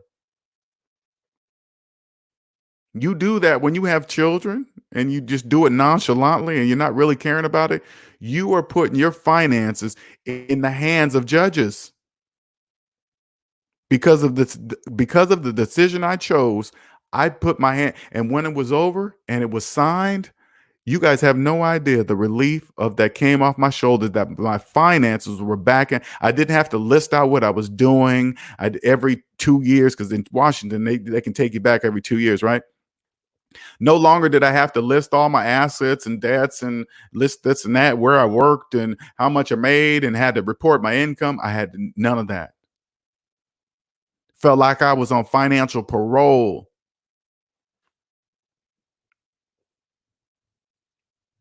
Now that I'm out of debt, I see what I was doing wrong. I was like, "Oh, damn, Linnell." So it really wasn't their fault. It was your fault. You were the common denominator, Linnell. You.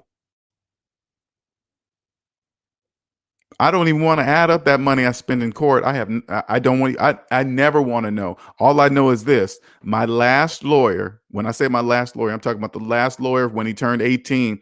My last lawyer cost me $10,000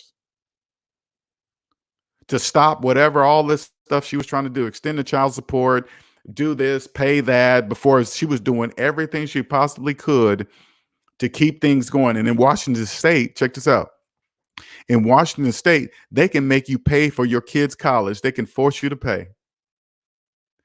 Even though your kid is an adult, they can make you pay. And then if your kid messes up in college or just gets bad grades, you can't even do anything about it. You can't get in there to look at their grades and check on their stuff. They're 18. What you gonna do? Tell an 18-year-old what to do? Hey man, you better get good grades before I spank you. You can't do nothing. But if you was in full control and your kid went to college and they were messing up, you could just say, "Hey, I ain't paying for your college," right? And then you just stop.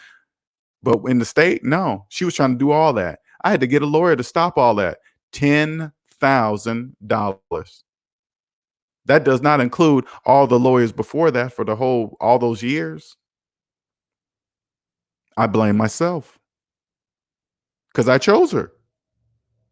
Not saying she's bad or good or whatever. That's irrelevant. I chose her.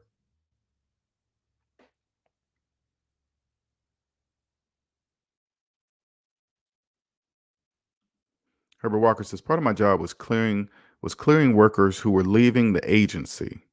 I had 20 years of stories, and it definitely got my attention to get out of the matrix. Man, you were directly involved in those stories. Wow. NC Big says, I did the same thing.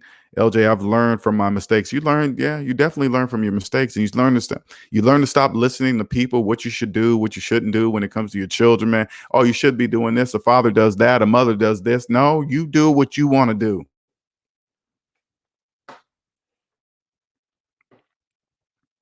First of all, never, if you're debt free, get debt free. If you're young, if you're listening to me, I promise you this. I know it doesn't seem like it, okay? You become debt free, I promise you, you will never even have a serious relationship with somebody in debt. I promise you. Let alone have a baby, get married, none of that. It will never even come close to that.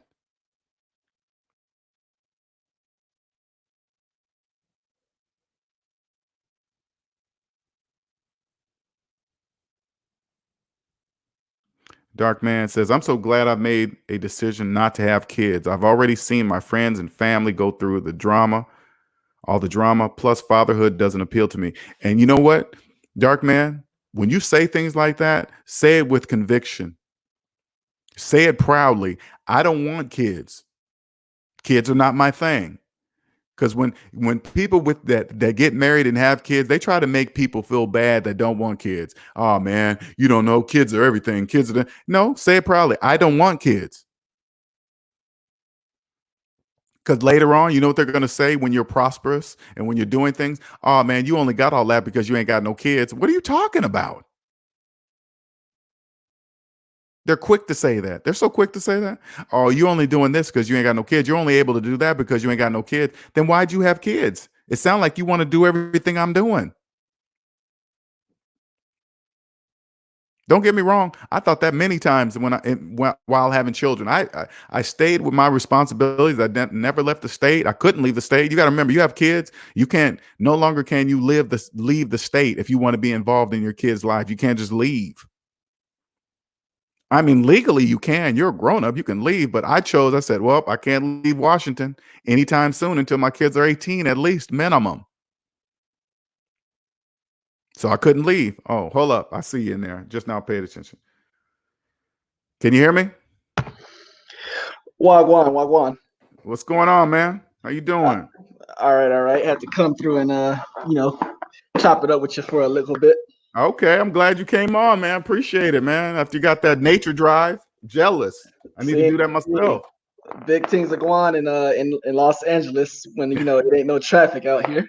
That's got to be crazy. That's got to be crazy amazing because you ain't never seen that, have you? Facts. Man's like hi for me. Go to the mall like probably once every few days, and I just probably like have lunch in a parking lot because I know I'll never see it like that again. Boy, me see the mall parking lot so empty. I'm like, all right, read. Wow, that's got to be crazy. Because I know when I went to see my family, the freeways, my family would always avoid the freeways in California. They was like, hey, man, I'm not taking that freeway. I'm like, damn, then what's the purpose of them? See, exactly. Yeah. So it's definitely been good, having that. I kind of wanted to touch on, at least kick it off with some stuff, rideshare was kicking yesterday. Men's was all right. See, I'm not trying to downplay him, but I understand where you was coming from when you say why he's asking those certain questions that he was asking. And see, you and I, we get kind of, it's not annoyed, but it's like we know what you're trying to ask. Like you're not playing chess. I know where you're going. You got the floor. I know where you're going. No, go ahead. Yeah, but sorry, we know what he's trying to ask. But see, people like you and I, our thing is this. See, most people, they think of money as just like the end all be all. But you and I, we're saying think of money collectively, not just like every system of money, but we're talking about how it fits into your lifestyle. Correct. So when I hear men's come and they say things like, oh the amount that you could potentially earn, you have so much earning potential. What does that earning potential matter if it's going to cost you such things in life, such as you can't be there to see your kids, things like that. You got a wife that's not happy, things like that. So all right, and I'm gonna show everybody right now. All right, you said you made what 160K? That was your max, yeah? Yeah. All right, and you went on have you ever went on a vacation where you could be worry free without worrying about any tasks? Never. All right. Now, see, would you have taken a 50% pay cut just so you could be debt free and have no worries? Yes, for sure. Damn, you just made my point. For sure. I would have definitely did that in a minute. When I was in, but when I was in debt, you know, so crazy though. When I was in debt, I would have said no because I couldn't. You know what I'm saying? But now you and I know the value of the freedom.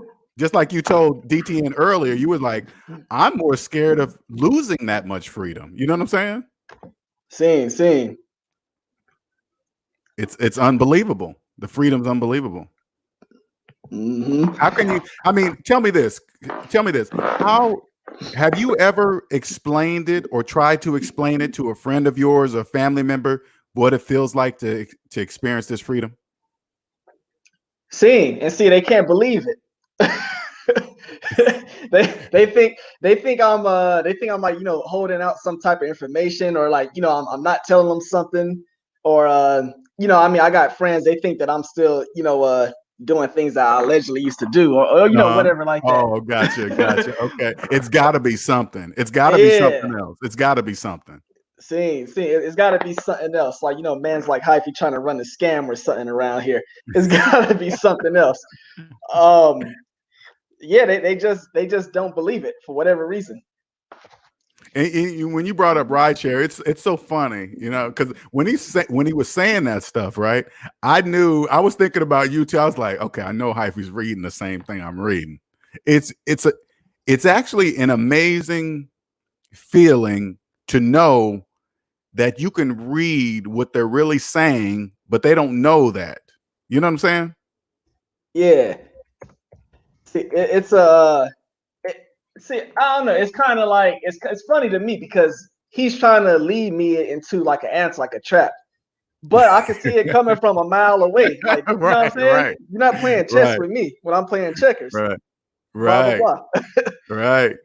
It's pretty amazing because it's and I'm using him as an example because there's a lot of people that try to do that to me, and I'm like, man, you really don't know what you're saying, do you? You really don't know.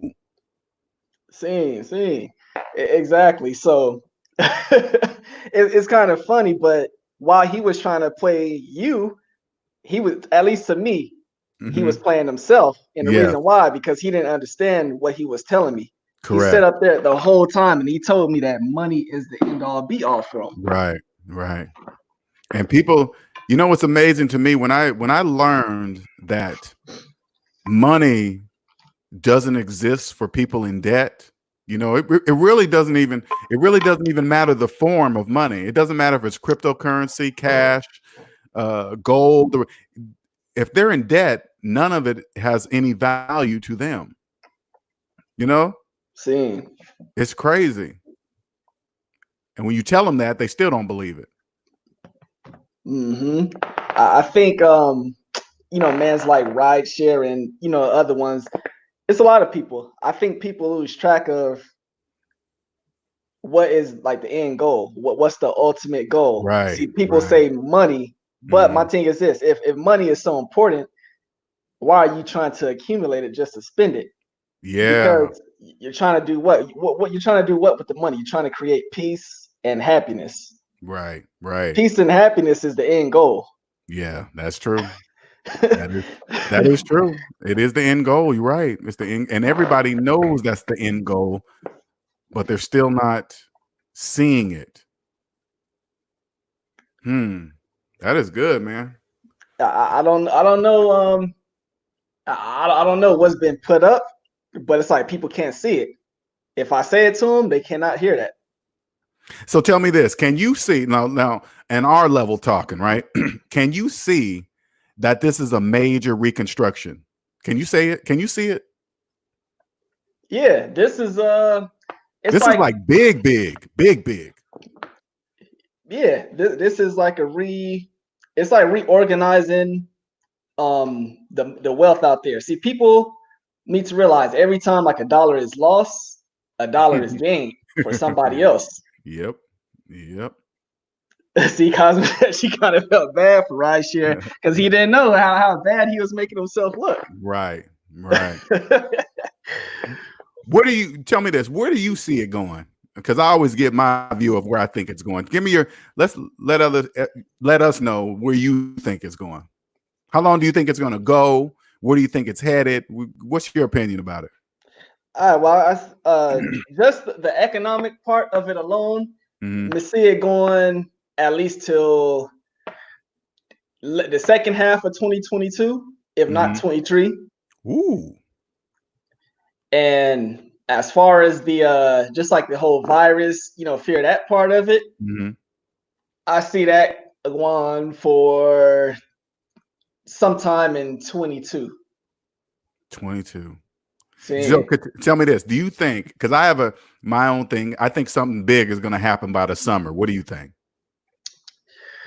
I mean, the one thing I see happening in the summer is crime increasing, because you can't have people that's, the summertime, that's when people usually have, things to do, like big things to go on.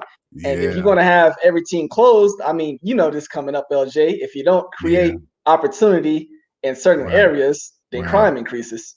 Yeah.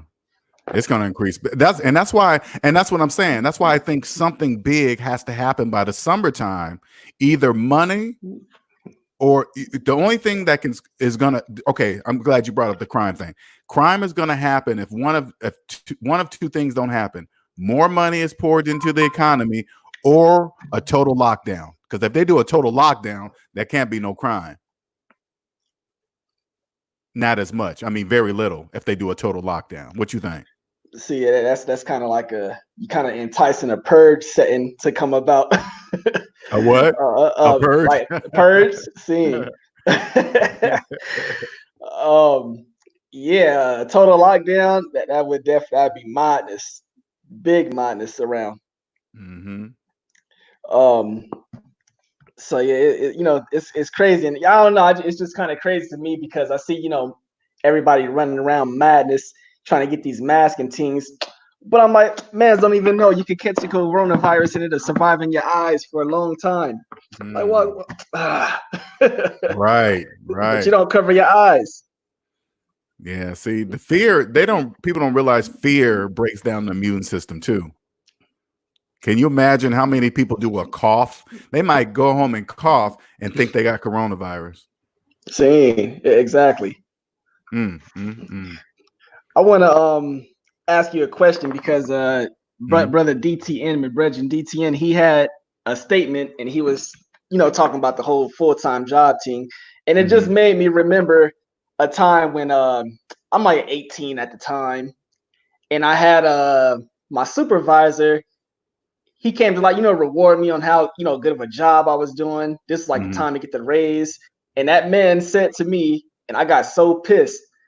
Me get real vexed. He said to me, "You know what, Hyphy? You're doing such a good job.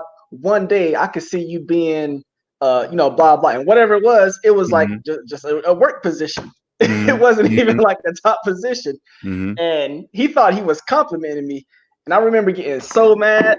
And I'll just say, I quit that job to go back to doing other stuff because it was so disrespectful. Right. And but I'm sure he didn't know that though. Probably, maybe. No, he didn't know that. But Gotcha.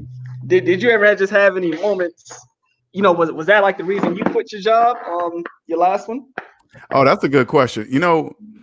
What made me quit my job? First, I was debt free. That's number one. But I was still scared to quit my job. Right. So what I ended up doing was applying for a higher position than what I was. Right. I wanted this particular position. I had learned this particular area. I'm mastered. I was pretty much the only one in control of it already, but I just didn't have the official title, right? And so I said, I want the title. They denied me. They said, nope. They said, we're going to bring in somebody on the outside and you're going to train them. That's what they said. And I said, it's going to take me at least 2 years to train them to understand how this works. They was like, oh, that's cool. I said, nope, I quit.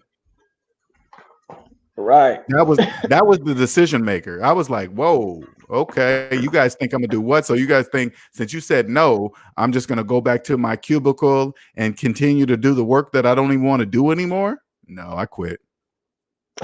See, you had the power to do so. The power to do so. Yeah, they tried to call your bluff and you answered. If I was in debt, I would have had to accept their decision. I would have had to accept it. And see, that's why I believe you when you say, the people that are taking 20% and less of a pay cut Yeah. right now. Mm-hmm. Come on, you gotta be trooping if you think you're getting that money back.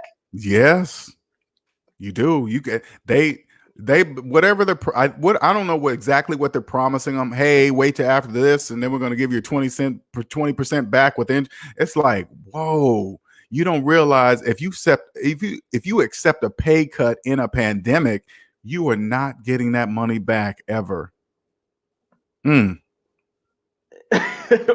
Like, why would I pay you anymore if you're willing to set that in like the most epic time ever? Yeah.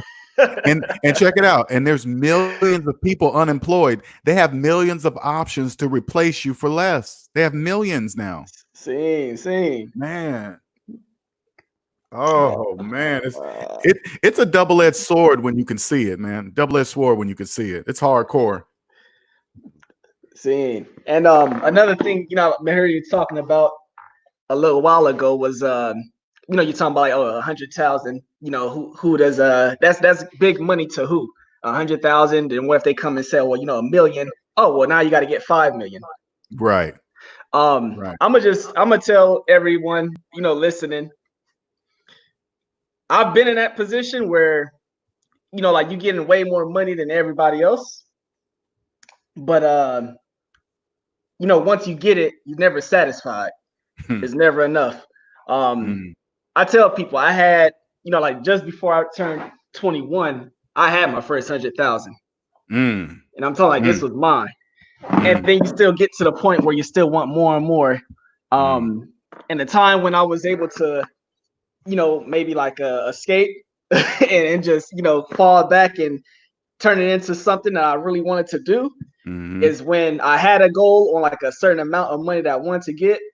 And I decided when I got kind of close to that amount, I just said, all right, just forget it. My time is up. Let me just bounce before something bad happens. And then after that, that's when like things got really, good for me, at least going on the legal side. So yeah, you'll always be in a position where you want more money. Right. So I mean, don't even play that game. Right. Hey, hold down this floor for a second. Hold down this floor. I got to take a bathroom break. All right, your man's like hyphen become true, holding the team down. I'm about to cough all over the stream, give everybody the COVID so we get immune to it. Wagwan. All right, so all right, I'm gonna get to the chat. Let me see, man. Like Mark is in here, Big Herbert in the building. Bless up, Miss Cosmic, Big Dave Sincere. Me see you there. So yeah, I did give. I had an interview on this man's channel a while ago. If men's didn't see it, me and Cosmic, we have some really good ones. I would recommend everybody to go catch that. The vibe in LA is pretty empty. People are going to the beaches again, but I mean, here like it's 50% unemployment. So I don't think people are acting crazy. It's just but they are succumbing to the orders and stuff. That's what Mia say. So I say, yeah, a guy who has kids, mother put yeah, so that's the vibe in LA right now. What else are going on here? What else we got? Yeah, I'm not seeing all of this people like being so sick and all that, bodies dropping like flies. Man's like hyphy ain't seeing none of that. It just amazes me that I see people walking around with the mask on and they're not even covering their eyes, and people don't even know the coronavirus. It could survive in your eyes longer than it could survive in your nostrils. So it's just a huge contradiction. I see you back. Okay. All right. Cool. Okay. So I was pretty much finishing up what I was saying. But just no matter how much money you get, I'm telling you, if you look like that and you're looking for money to make you happy, you're always going to be wanting more. It made me think that one time you were like, LJ, man, I just spend my money down to zero or something you said, and I don't even worry about it. Or something you put, I was like, damn, that's like the ultimate level of money don't mean anything to me. I was like, that makes it. But honestly, I had already been living like that without really knowing that. It's crazy. That's what's crazy. I'll touch on that in a second. Darkman, he said, is it even worth to wear mask and gloves? Brother Darkman, I posted a link in the Discord showing that just 89 million masks had just been seized because they were shown to not even be effective. They were sketchy masks coming. So we can talk about more of that stuff like on Discord because this is more, finance based. But yeah, just come on Discord and we'll chat about that even more. Wow.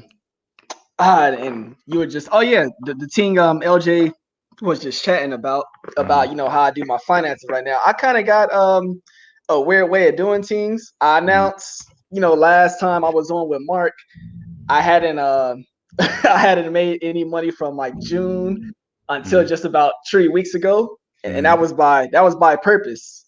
So yeah, I do this thing where I'll work like within my business, of course. I'll do the work for maybe 3 or 4 months of the year, and that allows me to live comfortably for like the rest of the year. Nice. So I'm thinking, hey, if I could work for about 3 months and I could take like a 9-month off, that was good. So I've done it about 2 times already. Wow. Is that pretty refreshing? I mean, how do you feel after doing that? How's that feel? Yes, you see, it's refreshing. And I don't plan on doing it anymore, but I wanted to do it just because unless you know what it means to just like not have anything, like right. you know what I'm saying, just to have your time, just to be able to sit there. Right. If you know what that means, you'll have days when you say, oh, you know what, that's more important than making some money today. I swear, it might sound crazy to people that don't understand, but I swear you'll have days when you say, if I don't need the money, I'd rather just stay home. I'd rather go do this. I'd rather go on a hike than go make some money today. Yep. Right. And I totally get it, man. I just cannot see anything interrupting me saying, like, when I look outside today, as I'm looking out my window, it is a beautiful sunny day today. I'm excited. When I get off of here, I'm going walking. I'm going walking. And right now it is 77 and clear sky today. 77. You better believe I'm going to soak up some of that sun in my skin. And see, yeah, I mean, I'm on a patio right now, just doing it, enjoying it. And I don't have to worry about okay, the first of the month is coming next week. How we gonna pay these teams? I don't have to worry about who's gonna bug me at work tomorrow because it's Monday. I'm feeling right. So big teams are going. So yeah, I'm a dip. I hope somebody else chooses to come on. All right, man. But I'm gonna leave you maybe you could elaborate on this since everybody's kind of in the crisis and worried about work. And we know it's a health thing going right now. Is your money being long worth your lifespan being shorter? Right. I like that. Thank you, Hyphy, for jumping on there. Much appreciated. Let me make sure I'm not missing anybody with these comments here.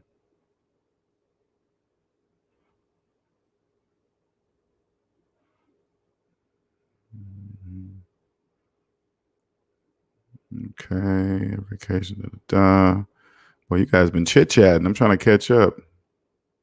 Okay. All right, Cosmic says, exactly, LJ. They love to say, but you ain't got no kids argument while I'm doing whatever I want in my life. Exactly, because they're just, when people say that, they're jealous. That's what they're saying. Sharif says, people will try to shame you if you don't have family. I know. Don't let people do that. You have to, when people do things like that and say things like that, you must stand up proud, stand up. Make sure your energy is show, it reflects that you don't care what they think about your life. You have to make sure so they'll stop doing that, Derek Ochoa says, if I could do it all again, I probably wouldn't have kids either. You are basically a woman's meal ticket for 21 years. And if you're lucky, you get 2 weekends per month with the children. Right. And if I could do it all over again, the way, and then you got to remember like this, Derek Ochoa, the way I did it, I wouldn't have had kids. I wouldn't, if somebody said, hey, would you do it all over again? I would say, hell no, I don't want to have no kids, especially that way. Right. I mean, because I'm not totally against kids, because my girlfriend has a young child right now. He's 6, right? And I'm 50 and he's 6. She's 10. My girl's 10 years younger than me. That's why she has a young child. But own boys, and most people are like, oh my God, that'd be crazy to know. It's a different experience because I'm not wrapped up in it. I'm not wrapped up in it the way I was negatively. Now it's on my terms, right? And plus, he's a really bright kid, and I'm proud to be able to show him stuff that I just wasn't shown, and I didn't have the ability to show my own children. Darkman Jeff says, I try to avoid chicks with kids, which seems to be harder and harder as I get older. They come out of the woodwork. And it's really, if you're not a kid person, of course, avoid a woman with children, right? But if you're a kid person, I personally not saying avoid women with children. I'm saying there could be a woman out there. I mean, of course, the men make mistakes with children. There's women that do the same thing with the wrong person, right? But if they have their head on straight and their finances are straight, I would consider it. It wouldn't, be a big deal, because first you got to listen to see how the relationship was the other parent. Is it bad? Are they fighting all the time? Are they in court? There's no way I would enter myself in any situation like that. That's something I just left. I wouldn't get back in it with anybody else. So I would say, hey, how's your relationship with your kid's father or mother or whatever, right? If they say, oh, we're on good terms, we're cool. We just agreed to, we're going to raise the kid together. And okay, cool. That's cool. But if they're fighting, you better not touch that with a 10-foot pole. No, sir. Especially if you see a parent treat the mother or father of their child a certain way. You got to think like this. If they treat the mother or father of the child that they have that way, you're just a boyfriend or a girlfriend. Your turn's coming. You don't even have a child with them, and they treat the parent of their shared child like that, your turn's coming. Believe that.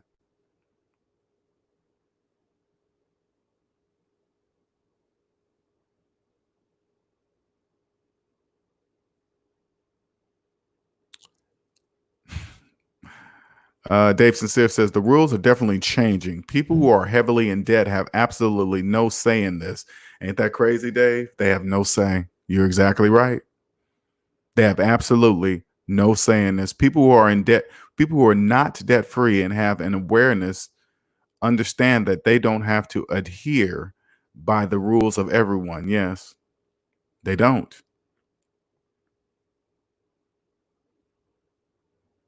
People who are not debt, people who are not debt free and have an awareness, understand, okay, yeah, that are not debt free and aware. That's how I was. I was not debt free, but I was aware that something was wrong. I remember that feeling. I remember the feeling, even though I always progressed in my career, I always felt like I was not getting financially ahead. It felt like that when I would get a higher paying job and move to a nicer apartment or finance a nicer car.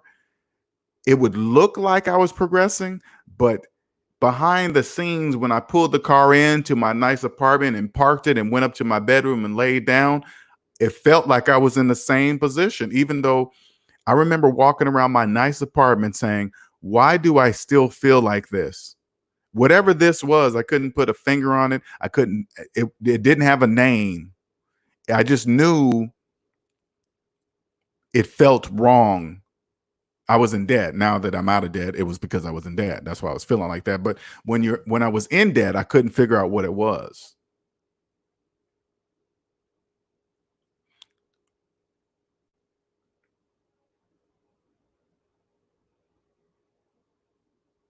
Dave Sincere says, if you can smell something, what makes people think you can't catch a virus? Right. I know, right? Oh boy. Who knows, man? you will damage your immune system worrying about something that you can't see and you don't even know if it exists or not. You don't know. Who knows? Just take steps. Don't be ignorant to think it doesn't exist. Just take steps to make sure you're just not one of the casualties. That's all. Dave Sincere says, I had stepped away and now listening to LJ talk about having to go to court, child support. Man, I don't have kids, but I can relate. I have a lot of friends who went through that situation. That's one of the worst situations ever. I don't wish that on anybody. And if you have children right now, this is what I suggest you do. If you got young adults and they're about to break out on their own, so like courts in Seattle, you can actually walk into the courtroom and sit in on sessions in the back. You can just sit in, they don't have to keep everybody out. You can just come in and sit down, right? I would suggest taking your young adult children to go sit in on a court session. Too bad it won't happen for the longest, but anyway, sit them in there so they could see what happens if you mess up and have a child with the wrong person. This will be your life. Lawyers and courtrooms and child support. That will be your life for the next 18 years. That will be your life.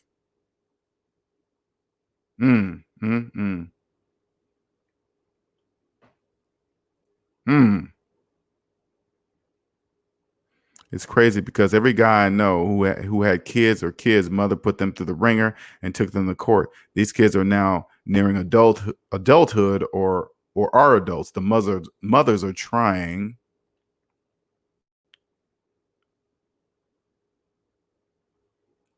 to get back in the guys' lives. That's crazy.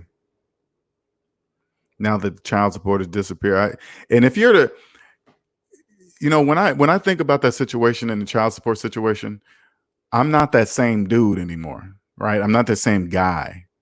I was a totally different guy then, because you got to remember, I would have never had children. If I was the guy I was today, back when I was in my 20s and 30s, I would have never married them. I would have never had children by them. That would have never happened. That would have never happened. Cosmic says, yeah, I read about the 50% unemployment on the Discord. That was shocking. Yeah, I saw that. Dave Sincere says, how are people treating the homeless in LA during this time? That would be interesting. You notice how when everybody was doing good, I'm glad you brought that up, Dave. You know how everybody was doing good, the economy wasn't tanked. The focus was on the homeless, helping the homeless, right? But now the tables have turned. The homeless already know what it's like to be homeless and know how to survive on the streets.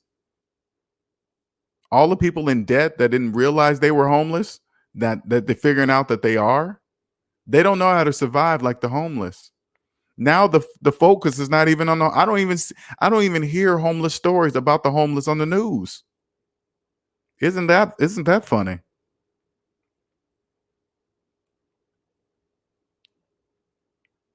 Dave says, here in Atlanta, a lot of companies that are struggling switched their machines over to making masks, and now they are crazy profitable. Wow.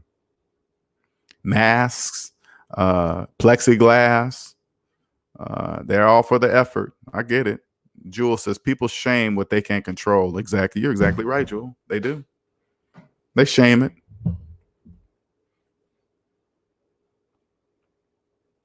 And I really want to welcome you guys that believed in me, believed in what I said, and either debt-free or got the debt. It doesn't matter if you have the debt-free mindset or are now debt-free. Congratulations, because you're ready for the new structuring of this new economy. This is a major overhaul. I want you guys to understand what position you're in right now. It is a very important place where you're at. You're at zero. You're at zero. You're ready for the new economy. Right now, you're ready. You don't have to buy anything. You don't have to invest in any stock right now. Don't do any of that right now. Nothing. That's just everything you see right now is fear driven. Fear has no place in mathematics unless you're on the other side of it. If you're on the other side of fear, this is a great time for you. If you have money, like real money, this is an absolute great time. All you got to do is Prop up your lounge chair and just relax. Just relax. If you ever thought about owning a ton of real estate, owning a business, just sit back and relax. You're about to own one for the cheapest ever impossible in a century. It's never going to, these prices are never, you're never going to see these housing prices ever again like this ever. It's never going to happen. Business, you want a business, you'll never be able to get it cheaper, fully stocked with all the equipment that you would normally have to buy. The equipment's going to be in it too. Congratulations. Herbert Walker says, I get the same crap because I'm retired with no kids. Yeah, people are funny. Dave Sincere says, when I look back, I can think of two ladies that I dated seriously. They both ended up saying, Dave, you're not the guy I thought you was because I refused to pay for them and their lifestyles. Yeah, see, Dave, I wouldn't today. I mean, I'm with a woman now, but I saw a few before I met her, and it was just my rule. Hey, how much debt are you in? Oh, I don't know. In my mind, I was like, okay, well, we're not going anywhere. But now, how come we're not advancing? Because we're not. I keep telling you, we're not. Dave Sincere says, women were severely in debt over their eyeballs, and they thought because I was decent with money and made good living that I would take care of them. Nope. You have like, you know what's so crazy, Dave? It's like this, man. And I'm not bragging. I'm not saying anything, but I'm not an ugly dude. I guess successful according to the Matrix, got a degree and made six figures or whatever. I kept my body straight. That area in my life has never been a problem. The problem was always me, right? Getting with women that I shouldn't have got with. And I'm not blaming them. I'm saying the state of my mentality back then that caused me not to be a multimillionaire today, because I was doing things for the wrong reason. I got my body in shape that attracted women, and it was just my body, right? Or my looks or whatever, right? But not realizing the whole time I was broke. I just looked good broke, right? And the term broke means to me now is I was under zero.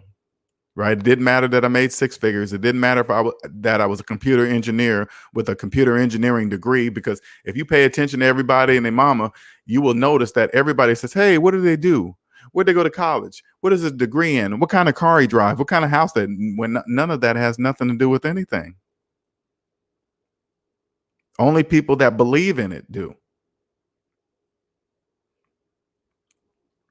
Dave Sincere says they were looking for a meal ticket. Like Darkman Jeff said, you will find a lot of those situations here in Atlanta. And it's not even men or women. Everybody's looking for a meal, not even a meal ticket. They just don't want to work hard or whatever the situation is. It doesn't really matter. But if I could go back into my like if God came down and said, hey, Linnell, you want to go back to being 20 or 30 or whatever, I would say, cool, but can I keep the knowledge that I have today? If God said, no, you can't, you got to go back and start all over again, I would say, hell no, I don't want to. No, I'll stay right here. No, thank you. If I can't take what I know back with me, I'll stay right here. There's no way I'm going back. No. Cosmic says, getting some popcorn for the LJ Pimpin' Chronicles. No, I wasn't. Uh-oh. Uh-oh. My girlfriend jumped in here. Uh-oh. Alicia Walls, ugly, not at all. LOL. That body better stay changed. Oh, this is a rare appearance. Wow. I didn't expect her to jump in here. Okay. All right. That kind of threw me off. All right.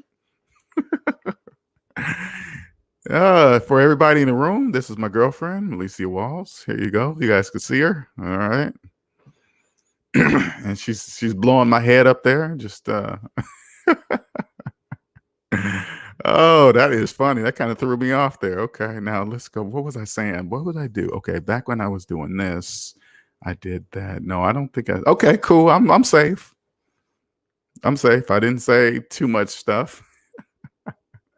Cosmic Wisdom says, just kidding, LJ, but you said a key statement. Your income doesn't equal your net worth. Doesn't equal your worth. That's what Rideshare was missing yesterday. Yeah, he was missing that. He was definitely missing that. See what I'm saying? Hey, See, baby, see what Hyphy's saying? Alicia Walls versus Linnell Young, part 1. Oh, okay, I thought he was talking about the other stuff. Ah, that's funny. Look at Hyphy starting up stuff. Allegedly. Hey, everybody. Stay safe, everyone. Hey, everybody. What that really means is, hey, everybody, I'm chiming in. I'm checking, make sure hear what he's saying. No, I'm just joking. I don't know what she's doing.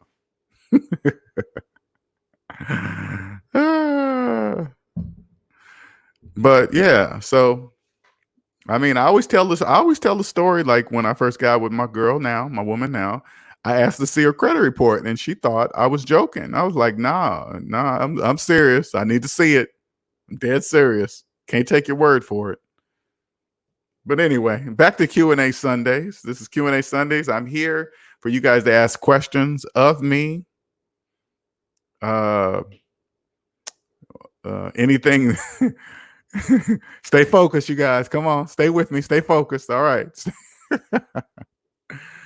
We're talking about questions and debt and fear and pandemic. That's where we're at, you guys. That's where we're at. Dave Sincere says, hi, LJ. You might have to start another channel to talk about those those pimpin' chronicles. Hey, baby, I have no idea what the word pimpin' even means. Sorry, Dave. You would just have to block Alicia from entering. Okay. And I don't even know what the word pimping means, but only Dave knows that, baby. So, okay. Dave Sincere says, haha. She said, you better keep that body tight. Yeah, that's one of the requirements, okay? That's one of the requirements. Keep it tight. Keep it tight. All right, NC Big says, Alicia Walls may be an avenger for a boy. Alicia Walls has be an avenger for a boyfriend. I'm not sure what you mean by that, NC Big. So. Dave Sincere says, LJ, change your name in the new group to protect the guilty. I know, right? Oh, that is funny. That is funny. You know what, then again, maybe she just doesn't say anything. Maybe she comes in here, but never types anything. I know, right? Hey, Hyphy, you know Mike Rambo would have had a good time with that one. Oh, I know. Where's Mike? He's obviously not on because he would have jumped all over that. So he's obviously not on. Too bad. He missed his opportunity. Sorry. I know, right? I know NC Big. She's probably always in there. Uh-oh. Alicia Wall says, Dave Sincere. I have heard them all. No blocking necessary. I'm not insecure at all about what happened before me. Sometimes I like to hear them. Wink, wink. Yeah, that's what she tells you guys, that she likes to hear them. Whatever. But that Linnell doesn't exist. He's gone forever. He doesn't exist. Neither does his stories. They're gone. I'm 50 now. Okay. All right. That was the old Linnell. I'm here to show you guys the new way. All right. Things not to do. Herbert Walker says, LJ, now I see why you moved to Myrtle Beach. Smart, man. You know, it's so funny, Herbert. Everybody always says that. Every time they ask me, I go, oh, yeah. Then I met a woman. She already lived here in Myrtle Beach. So I came down and da-da-da. They're like, oh, you moved there for a woman, right? Yeah. And then I show a picture of them. They go, oh, now I know why you. No. I mean, she's a big part of it. Don't get me wrong. But I'm just saying, I just want to say, oh, she's fine. I'm moving to Myrtle Beach. It wasn't quite like that. Okay. Cosmic Wisdom says, but on the serious side, I'm not freaking out at all during this time. Actually, my stress rate is lower than before the virus. Yeah, I'm sure, because everybody's work has slowed down. It has to slow down. So everybody's probably getting more relaxation time. Well, people that are financially free, let's put it that way. People that are financially free, it's not really stressful right now. It's just, as soon as I get off the mic here, I'm going to cook some dinner for me and my girl, and then hopefully if she's up to it, we're going to take a walk. If not, I'll just go take a walk by myself. I'm not missing the sun. The sun it looks beautiful. NC Big says, when are you and Lisa going to give the money and relationship advice. Well, I've been talking to her about because we did one video and that was a long time ago, right? So I'm trying to talk to her to see if when we're gonna do another one, because she got her own stuff she's doing right now. So so we're gonna fit in that time. We're gonna get it started, and then I gotta get it going with her son to make those little kids videos. So right now he's gone to his grandmother's house, so I can't really do that right now. And other circumstances are preventing me from doing that. Cosmic says, excited about future opportunities. I'm excited too, Cosmic. I am really excited. I'm really excited. First, I got to get past the summer. Once we get past the summer, then I'm going to get really excited about 2021 for sure. Dave Sincere says, ha, ha, ha. That's what she likes to tell us, LJ. Ha, I can't believe it. Cosmic says, but my day job is busier than ever. We are now in the paper mask making game. Oh, wow. Okay. Yeah, you would be extremely busy. Jewel says, now I want to move from California. If you keep talking about Myrtle Beach, it is beautiful here. I mean, California, my cousins live in California. I went there, to visit family reunions, right? California just seemed too crowded for me, and it just seemed like high taxes and all this other stuff, right? But I still, because living in Washington State, you naturally think California because of the beaches and the palm trees and the water and this and that, right? So you naturally, but I love it here because I got the same without all the high taxes and the crowdedness and stuff like that. It's not crowded. It's beautiful here. I can't explain it. It's just really lovely here. What I'm going to do is this. I'm going to start taking pictures outside my patio and then post it up in the Discord server under miscellaneous and stuff like that. So you guys can see, so you guys get an idea and see what I see, which will be cool. But my day job isn't a source of stress for the most part. Well, we already know that, Cosmic, because you wouldn't allow it. You know what I'm saying? But being debt free allows you to have that option of saying, I'm not going to allow my job to be stress free, right? You're just like, hey, this is what it is. This is how it's going to be. Lisa Walls says, we actually did 2, but yes, maybe this week we can get 1 in. Okay. Did you hear that? Did you hear a promise, you guys? We're going to get 1 in this week. Once we agree on the day, we'll do it. Well, I got to talk to her if we're going to be on camera or not. I don't know. I'm not shy, but sometimes this counts on what mood she is on. So we'll see. But it'll be interesting. I'm sure the fellas want to jump in and ask some questions. I'm sure that's going to happen. All right, let's hear about the LJ we don't know about. Oh, that's going to be so funny. All right, you guys, if you're new, come on in here, ask some questions. Okay, we're about 2 hours and 30 minutes in, and we got about, I'm going to give about 30 minutes if we have questions up to that point. Oh, excuse me. Darkman Jeff says, LJ, now you wanting me to take pictures of Charleston. See what I'm saying? Hey, Darkman, right now, you should really go down to, I don't know where downtown Charleston is, where it's busy. Go down and take those pictures of it to where it's never going to be like that ever again. It's never going to be that empty. It's never going to be not that busy, things of that nature. I mean, you can, like I live next to Myrtle Beach International Airport. There's not many planes flying out of there. Charleston Airport, that's got to be no planes flying out of there, hardly any. It's got to be just beautiful. Dave Bourne says, I like Myrtle Beach also. I always fly there and stay before I drive down to Darlington and Columbia. Oh, okay. You fly into Myrtle Beach International and then fly down. Okay. That's a nice drive. I do like making the drive from Myrtle Beach to Charleston. It's just beautiful scenery, I might do that just thinking about it. If I take a drive up there with my girlfriend, Darkman, I'll let you know. When I take a drive up to Charleston, because I just want to drive. I want to go see something, because Hyphy told me what he did. He took a drive somewhere, and I was like, damn, She talked about the scenery and stuff. Oh, I did this and drove to there. I was like, that's a good idea. Okay, I'm gonna do that. Why? Because I can. Everybody right now, everybody can. Everybody can do it. Every single person can just get in their car and take a drive. They have no excuse. You're probably not even making your car payment anyway. Gas is cheap.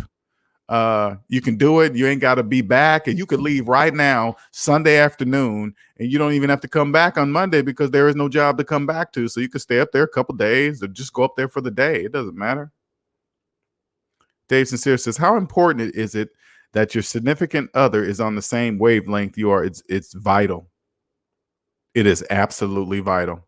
Finances, like, we are on the same financial page, but when you're on the weird thing is this: when you're on the same financial page, you don't really talk about finances, because you would never make a major purchase. I would never make a major purchase without talking to her first, and vice versa. She wouldn't do that. She would like, oh, okay, well, hey, I'm gonna go buy this, like her car, we had to put it in the shop. It costs about $600 to get fixed, right?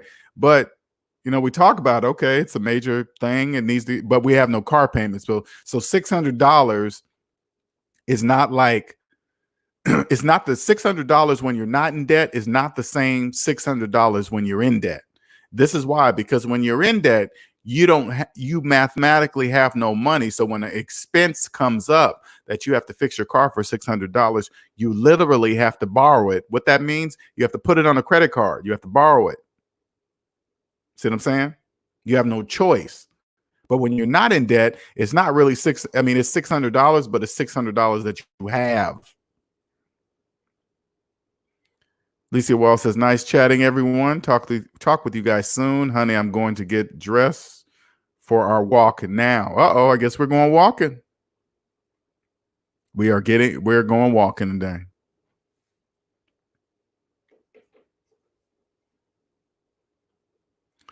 Herbert Walker says, LJ, Myrtle Beach is crowded during the beach season, but otherwise a nice place to live if you're not looking for work. Wages are low there. Yeah, wages are low. Taxes are low. Right now, it's definitely not crowded. And those days of crowded beaches those are history. That's going to be history for at least a couple of years, at least. Herbert Walker says, LJ, how do you find a single woman who is debt-free and not overweight? I attract the thick ones. You say it. In my profile, I said I was looking for a woman that takes care of her body. You got to say these things. People be shy to say what they want because they think it's selfish. It's not selfish. You say, hey, I take care of you can't put it this way, Herbert. You can't ask for a woman to be in shape if you're not in shape. You know what I'm saying? You just can't do that. So I take the time to be in shape. So I said, this is what I want. If you're in shape, if you're not in shape, we might as well not even get together because that's not what I'm attracted to. And then if that you pass the physical part, and then you go straight, you move to the finances. You got to just, and you don't even really have to physically meet a person in debt. You could just talk to them because it starts on the phone. You talk, you get to know each other. People in debt will start talking about debt unconsciously. They won't know that they are, right? And then you'll know for a fact if it's going to go anywhere further than that. Because again, my girl wasn't talking debt. She wasn't speaking debt because she wasn't in debt. So she wasn't speaking debt, right? And then, but I still couldn't take a word for it. I had to see her personal credit report. I couldn't, because it's rare. That's all. NC Big says, how do you deal with the impulse buying? I don't have impulse buying. That never happens, NC Biggs. When you get out of debt, I promise you, NC Biggs, impulse buying will never happen. You won't do that because you'll either have the money for it or you won't. So if if you impulse buy something that costs $1,000, you're gonna spend $1,000 in your stack. So impulse buying doesn't happen. Daughter of a King says, hey, LJ, hey, Licia, if someone is working on their debts, is it okay to build with them in a relationship? I say yes. If they're working on their debts and they're seriously working on their debts, yes. And if you're debt free, and you know the process of working on, because you already know, that means you will already know the process and the energy and the time it takes to clear your debt. You will know right away if they're working on their debts or not. You'll know right away. You'll know if they're serious or if they're kind of working on their debts. Are they 100% gung ho at their debts? You will know right away. It's not even, it's something that you can't even disguise. You know what I'm saying? Cosmic wisdom says, I don't impulse buy for the most part. NC. I focus on saving a set amount of money each month for future investments, and then I don't worry as much. And you got to remember, NC Biggs, when you're debt free, an impulse buy is not the same as an impulse buy in a person in debt. When you're not in debt, an impulse buy means I'm still going to get whatever thing I'm going to buy at half value because I'm going to buy it from somebody in debt. That would be my impulse buy. So say like an impulse buy for me right now. Say like I have a Note 8 right now. Say like I wanted a Note 10. That would be an impulse buy because I don't need it, right? But if I decided I want a Note 10, I would get online and buy a refurbished on Amazon Note 10 for half the original cost that you would buy it for new. But people in debt have no choice but to find they have to buy a phone new because they have no money, so they finance it, so they're paying full price.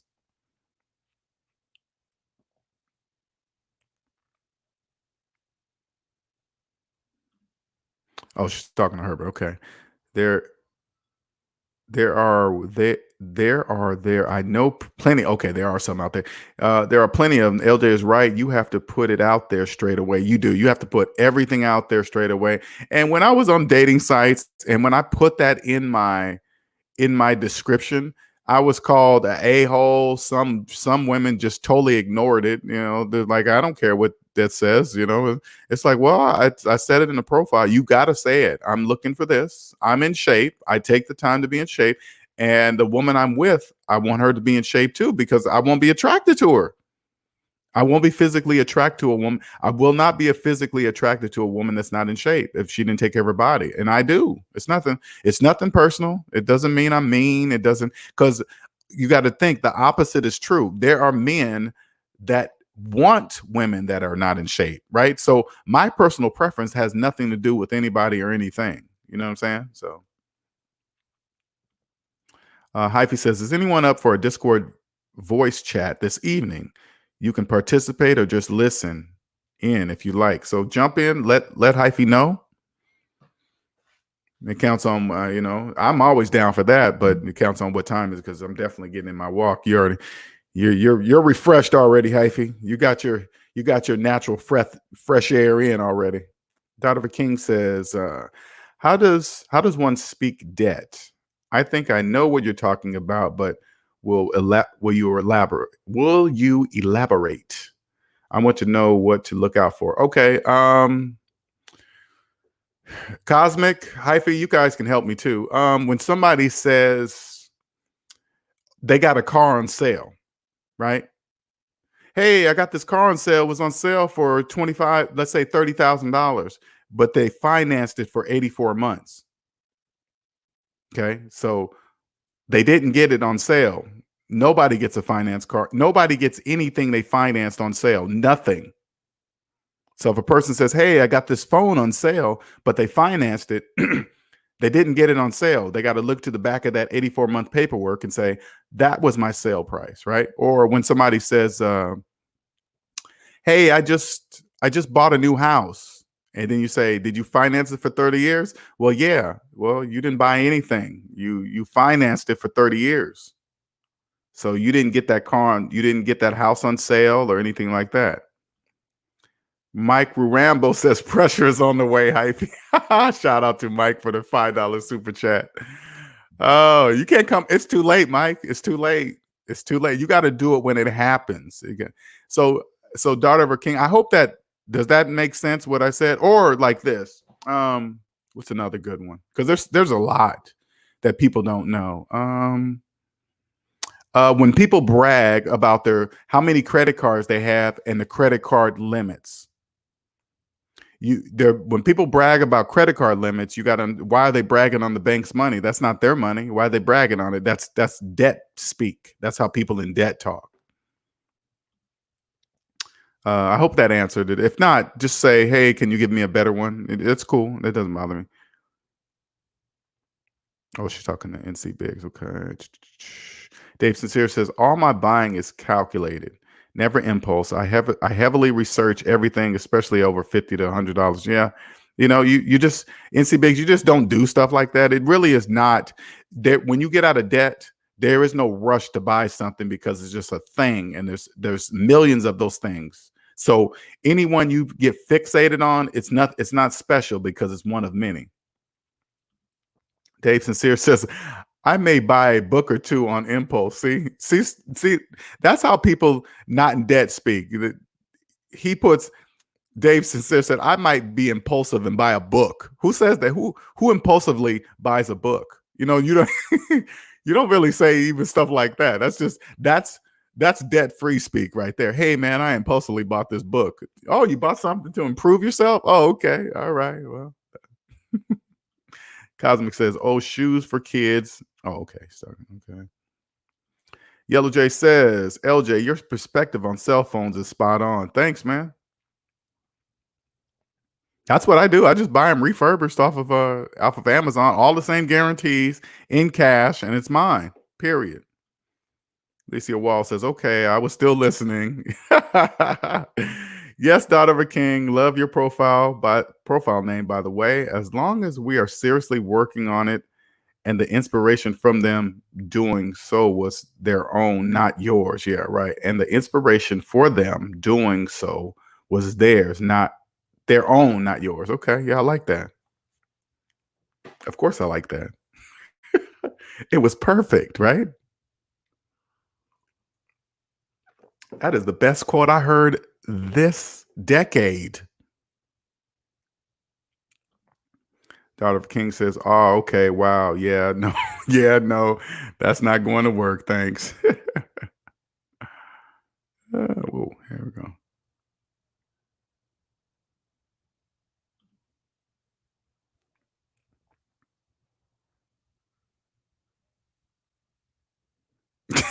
Look at NC Biggs about Mike. I was worried you missed it. Oh, you were worried, huh? NC Biggs, you were worried that he missed it. Okay. Licia says, babe, during our video, let's chat about that and something else. Herbert, oh crap. Let me see what Herbert said. Let's go back. Sorry, you guys have to wait. I have to go back and see what Herbert said. Just a second. What did Herbert say? I'm going to see if I have to unfriend him or block him. Let me see. What did Herbert say? Nothing personal, Herbert, but it's your fault if you messed up. Okay, you said, Herbert, LJ, how do you find single women who are debt-free and not overweight? Okay. No, I guess you can stay, Herbert. Okay, that wasn't too bad.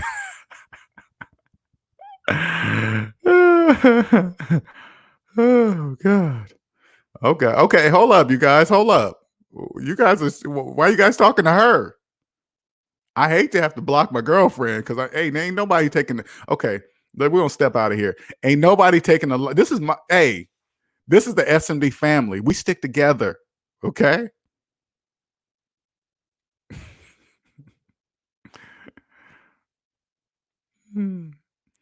Dave Bourne says, daughter of kings, for example, I gotta work to pay these bills, virus or not, it's risk I'm gonna take because I gotta eat and pay my bills. Right. Okay, I see what Dave's saying. Gotcha. Yes, it does. Thanks, y'all. You're welcome, daughter of a king. All right, it's time for me. Hey, babe, you got to get off the channel. It's time for you to get off. See, that's how I do things here. It's like, that's enough. Okay, close your computer and log off. Because I says, nah, I'm just joking. LJ says, LJ takes a back seat to LW. Right. Well, everybody, I see all these @ signs to Alicia Walls. I'm like, whoa, wait, whoa. This is, I started this. Okay. She didn't even, check this out. She didn't even exist when I started this. All right. She didn't even exist. All right, let's get that straight right now. You guys wouldn't even have known me if I didn't start this. Okay? All right. Licia Wall says, you better not. Don't forget we live together. Dun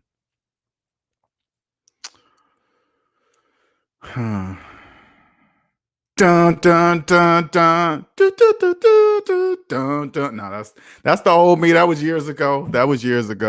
Big pan spending. No, that's that old that was just my favorite song. Nothing to do with me personally. That's Jay-Z. He made his money. Dame Dash, all those guys has nothing to do with me. All right, I just like the song. Oh, LJ about to get in trouble. No. Dun, dun, dun, dun, do, do, do, do. No, let me stop that. Yeah. No, that Linnell's gone forever. No, you can't come back. No, you can't come back. No, you're done. That's Jay-Z. Jay-Z made that song, LJ, period. Dave Bourne says a lot of people were saying that about reopening and going back to work. They sure were. Dave. Hey, screw that virus. I don't care. Hey, you do know they closed down businesses because of the killer virus. Yeah, I know that, but hey, man, I got to make some money. I can't worry about that virus. Oh, you can't worry about the virus. Okay, well, if you say so. All right, because it's worrying about everybody. Everybody that ain't taking care of themselves. Everybody that values money over life. That's what the virus worries about. It's not true. It's a conspiracy. The hospital, hey, I don't care. Who are you hearing this information from? Your uncles, friends, uncles, cousins, friend? Where are you hearing that? Oh, Facebook. Oh, Instagram. Gotcha. That's where you go. Oh, okay. Gotcha. All right. Yeah. All right. Whatever you say. Hey, LJ, the governor of South Carolina opened up the beaches. I don't care what the governor's doing. Good for him. He's probably doing it because it's an election year. I always look at things that don't make sense. I go, why is the governor of South Carolina? Why is the governor of South Carolina passing the buck back down to the local government? Because it's an election year. That's why. You think he's going to get blamed for people's stupidity? No, sir. If I was the governor, I wouldn't do that. I'd be like, hey, okay, you guys protesting. You guys about to start. Listen, if I was the governor, I'd be like, okay, you guys about to start protesting, tearing up my state. I can't be the cause of you guys tearing up my state. I cannot allow that. So they just pass it down to the mayors and all the local people here. Then they say, hey, we're going to fold. And then guess what? When it spreads, guess who they're going to blame? They're going to blame the mayor. They're going to blame the local councils or whoever's in charge of that stuff. Who cares? That's what it blame. It's not going to be blamed on the governor. The governor is going to be like, hey, I said you guys can go to the beach. What are you talking about? That wasn't my fault.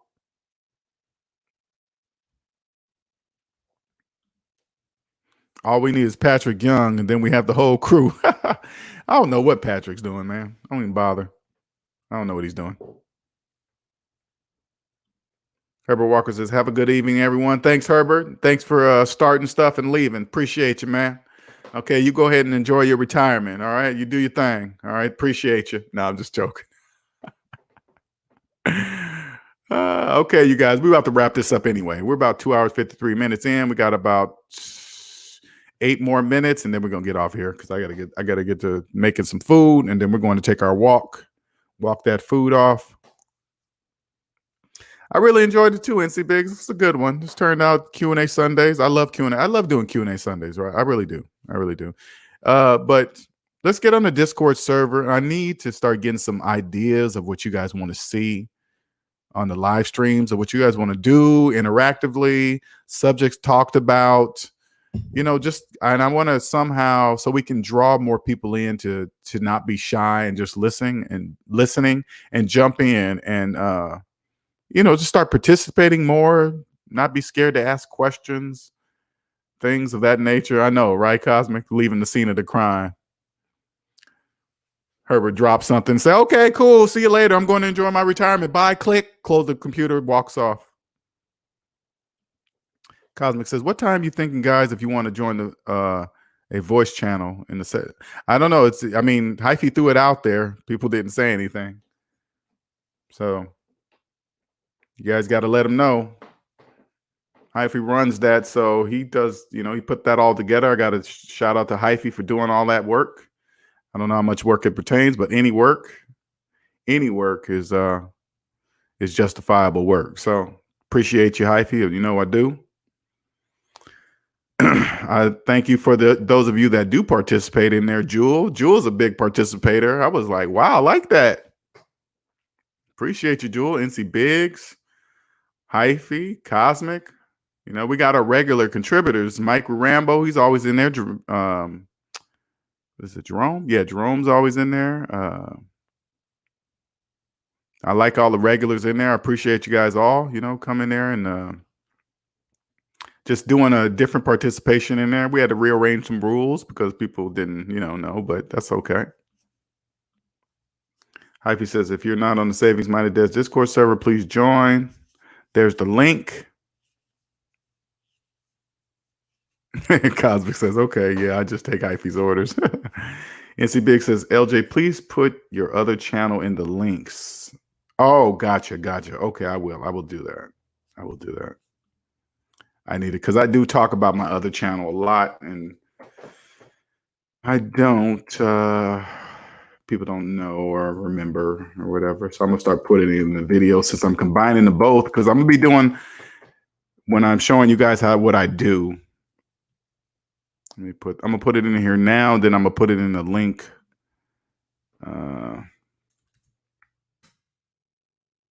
There's the link to my channel where I'll be putting all my my videos and stuff. So like today, we're gonna go walking.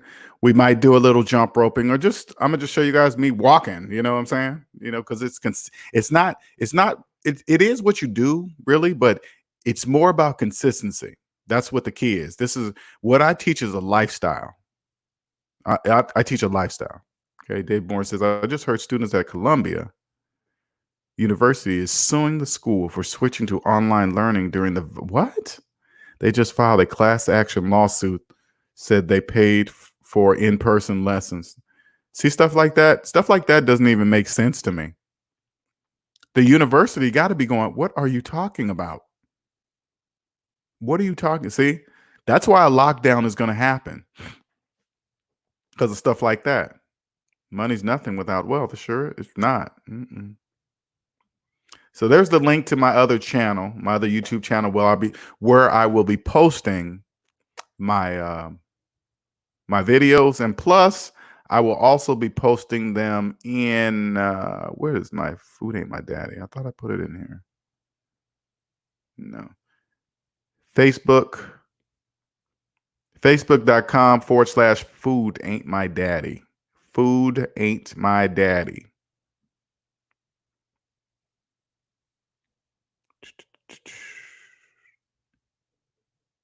Yeah.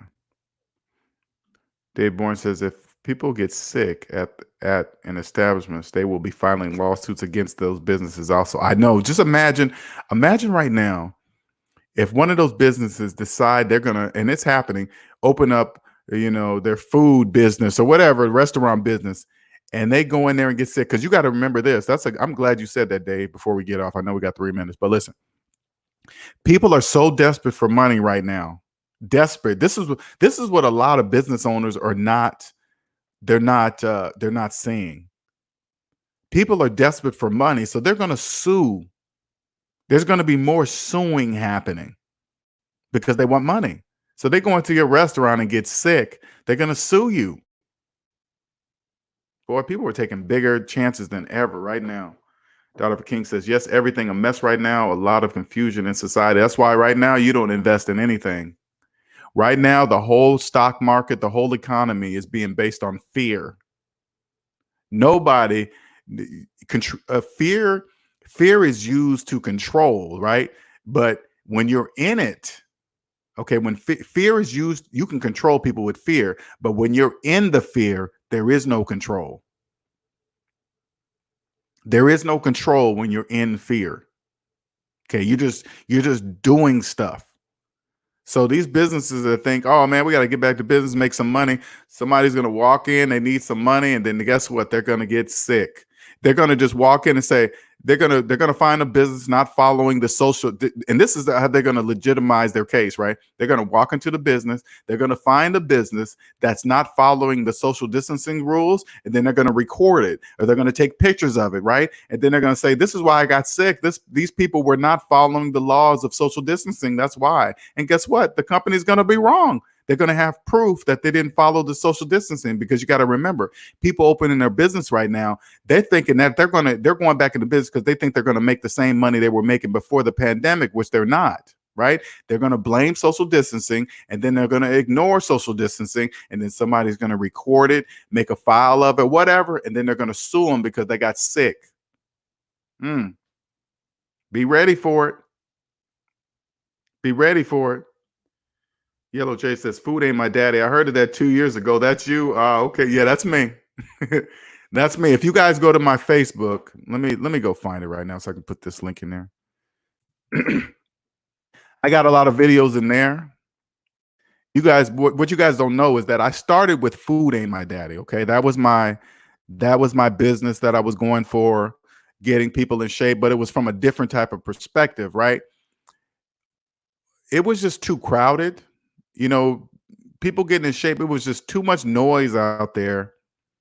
It was too much noise out there from just people giving false information on how to get in shape. And I just didn't want to compete with that anymore. So I decided to go with debt because mathematics is exact, right? There is nobody, you can't be fooled. You only can fool yourself, right? Math is exact. So here we go. There's my Facebook. Okay, so if you guys want to follow me there, because I'm gonna be posting my videos not only on my channel on YouTube, but I'm gonna post my videos on Facebook, right? And so I was talking to my girlfriend last night. What I'm gonna do is I don't know if we're gonna do this now or later, but we're gonna take some videos when we go walking, and then I'm gonna take some pictures of front, side, weight. I want you guys to see me, what I look like right now. That's very important, so you guys can see, because right now, if you go on my site right now, you'll think I look like that right now, and I don't look like that right now. Okay, so you guys I need to show you guys where I'm starting from. Okay. 4 colleges in New York State just filed class action lawsuits against the colleges for closing. You guys see what's happening? Now, think about it. These people filing lawsuits, right? They're not going to win. There's a pandemic. They're not going to win. Okay. Why they're doing it, I don't know. But the colleges, you got to remember, the colleges now have to spend money to fight lawsuits. They have to spend, they got plenty of money. Don't get me wrong. They got plenty of money to do it. But now they have to waste time. Not only are they spending money to get people, home and do college from home, now they got to spend time on lawyers and stuff like that. They got to spend money on lawyers just to fight frivolous lawsuits. It's like, what do you mean? It's like the lawyer that takes those cases. What do you mean? There's a pandemic. There's a virus. They were ordered to shut down. They shut down to protect you, so the spread of the virus. But it's just so stupid. It's just so dumb. What a waste of time. Students complaining about they pay too much in tuition to close abruptly. That doesn't even make sense. People are getting desperate for money. They think they're going to get paid by that. No, they're not. You know who's going to get paid in that case? The lawyers that are taking up those frivolous lawsuits. They're getting paid to take up a frivolous lawsuit that they're going to lose. There was a pandemic. That's why. Why'd you shut down? People were dying. If we didn't, first we were ordered. That's number one. Number two, people were dying. So in order to prevent death, we stopped. Is there something past that? You know what I'm saying? So anyway. All right, you guys, I'm getting off here. It's 3 hours. I got to get out of here. I'm hungry. You guys have a wonderful Sunday. Me and my girl are going to enjoy this Sunday, this beautiful sunny Sunday. All right, you guys have a wonderful, wonderful day. All right. Have a good one.